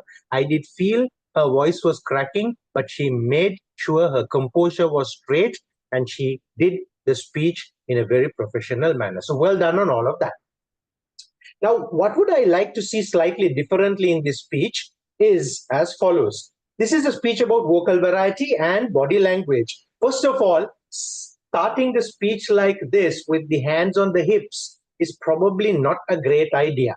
There's something called a speaker stance where we stand in the middle and we get control of the audience. And that usually is done with the hands down. So if you can please avoid situations like this. Secondly, at some stage, instead of maintaining eye contact with the audience, there was a lot of looking on the floor.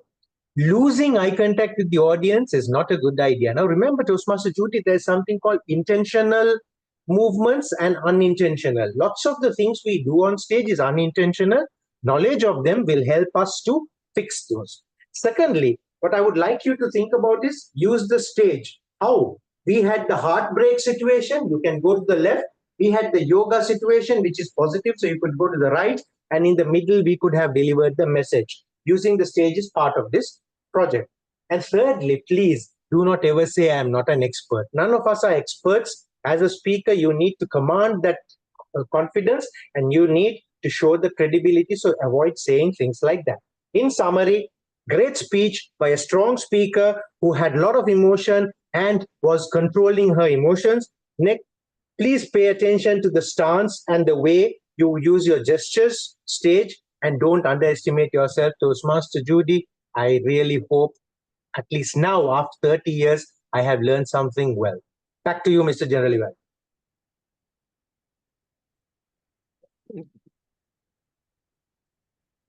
Many thanks, Toastmaster Farhaz. Now let's plunge to the third evaluator. To evaluate the third speaker, none other than DTM Ali Shahbaz to evaluate Toastmaster Ghulam Farouk. Please give both a very big round of applause.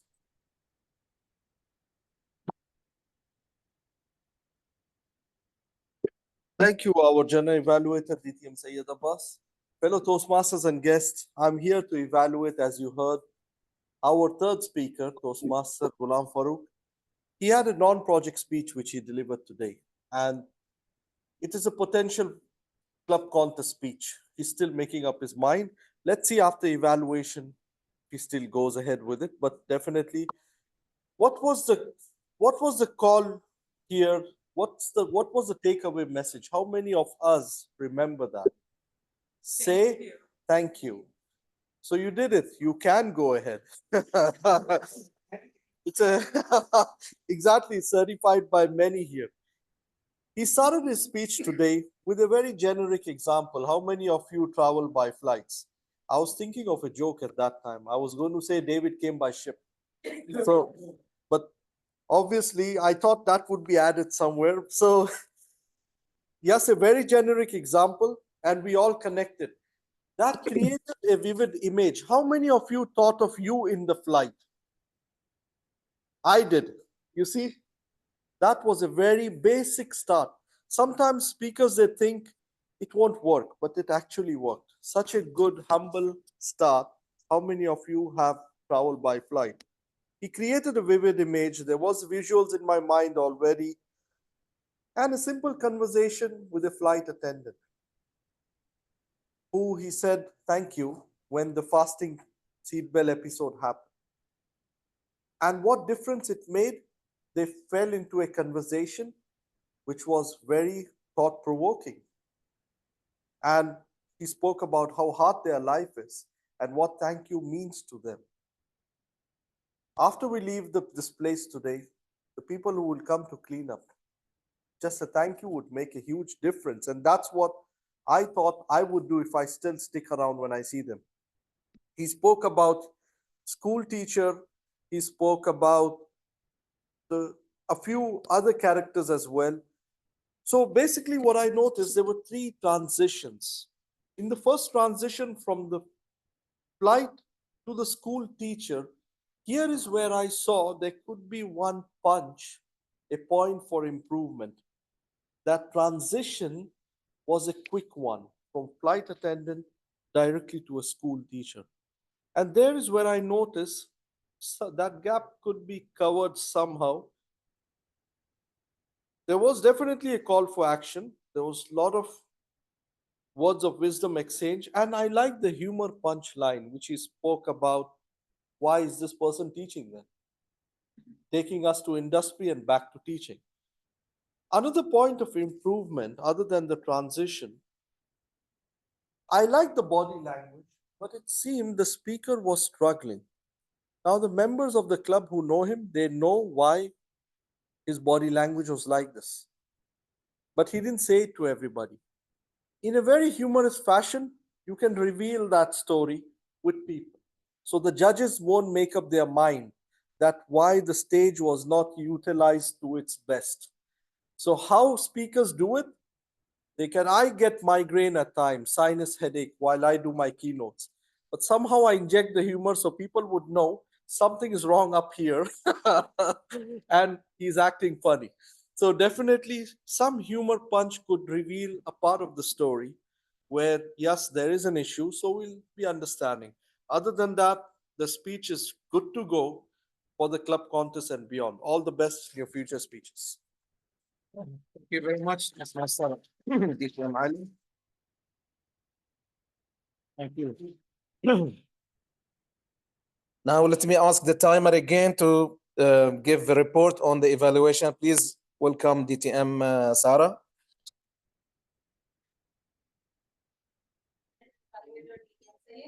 Our evaluators, let's see. Toastmaster Vidar took 3 minutes and 17 seconds. Tim Prakash took 3 minutes and 26 seconds. And DK Ali took 3 minutes and as you can see, we have one clarification. And that's it from my side. Back to you. Thank you very much. Now you can vote for the best evaluator. During this period, let's hear from the grammarian and counter at the same time with Toastmaster Abdullah Hijazi. Please give him a big round of applause.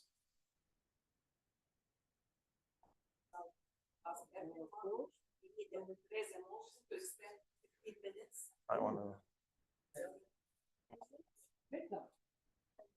Yeah, which is I don't like. Anyway.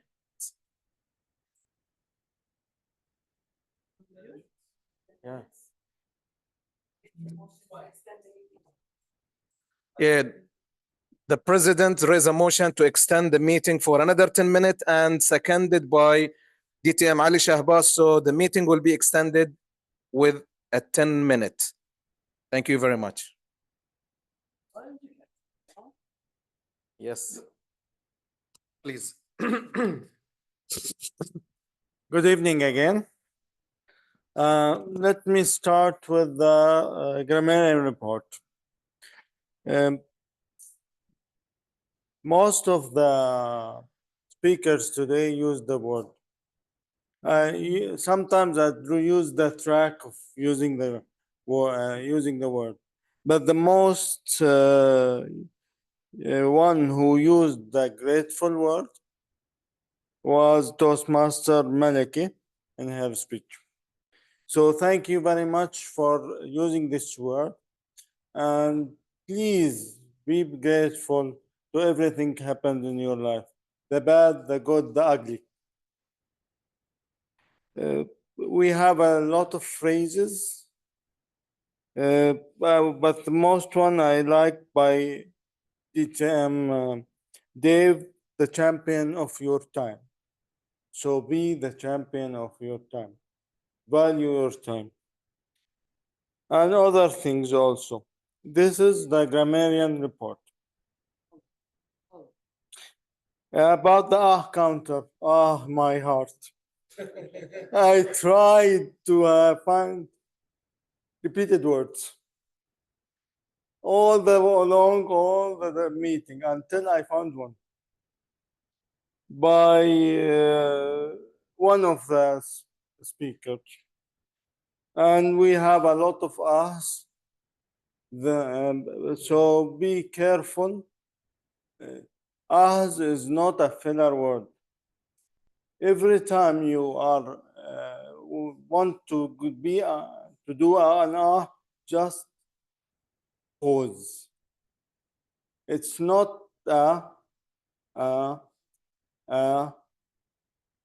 race that you have to do. So pausing is a very powerful tool. It will avoid you to fall in the trap. That's my report. I'm back to you.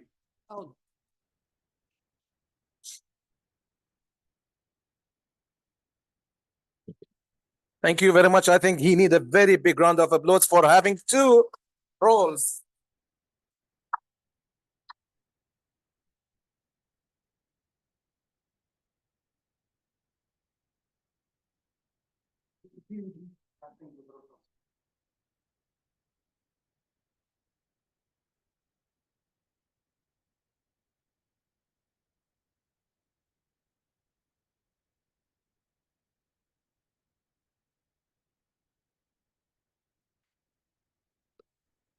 Sorry for the delay. Well, again, we come back to the auditors. Why the organization hiring the auditors? It's for a very unique reasons. They need them to raise non-conformity. They need them to watch out the entire system and raise non-conformity and raise observation and raise noteworthy. I did, as per the instruction and as per my role, I did a lot of non-conformities, lot of observation, and lots of noteworthy. Rest assured. However, I have to respect the time. We have no more time. I should, and by all means, I must hand over the control back to the master of ceremony to cut cost or cut time. I will address all this observation, noteworthy, and non-conformity. Generally, the auditor announced this non-conformity that break the system. Good enough, we don't have anything that break the system. However, we need to address this non-conformity with a very high priority. auditors know the issues. So with this, I thank you for giving me this opportunity. I respect the time and I give back the control to the Master of Ceremony, thanking you all for this good opportunity.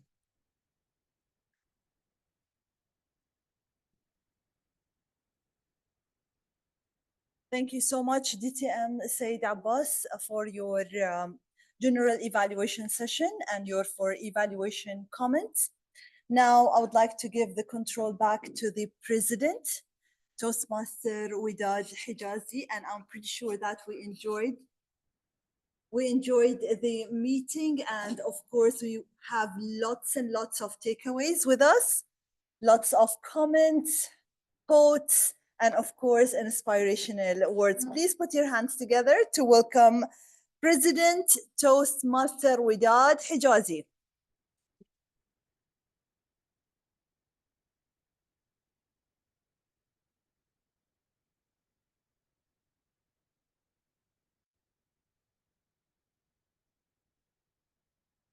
Thank you, Toastmaster of the Day, DTM Zahra, for this amazing job.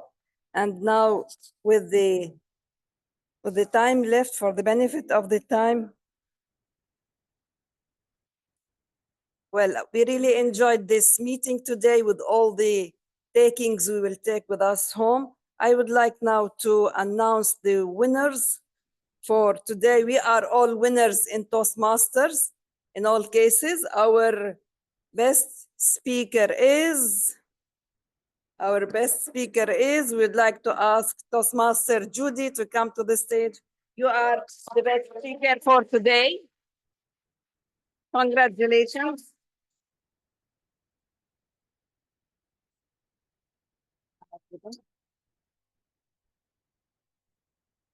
Looks like best speaker, but we'll get you best speaker. Imagine it's the best speaker. Taking photos.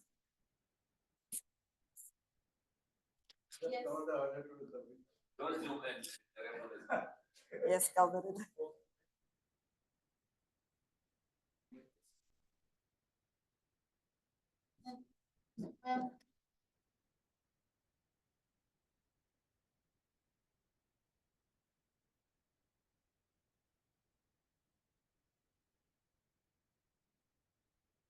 Thank you very much. You took a photo, right? You took a photo. Thank you very much. Congratulations, Judy, for being the best speaker. You have it? Okay. And our best table topic is none other than our guest, Tasneem.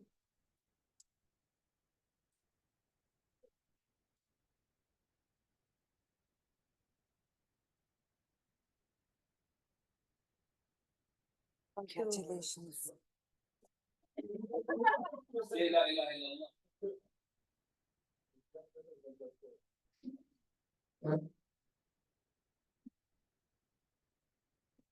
Thank you so much. Can you take it further? That time I forgot to take it. So please take it further.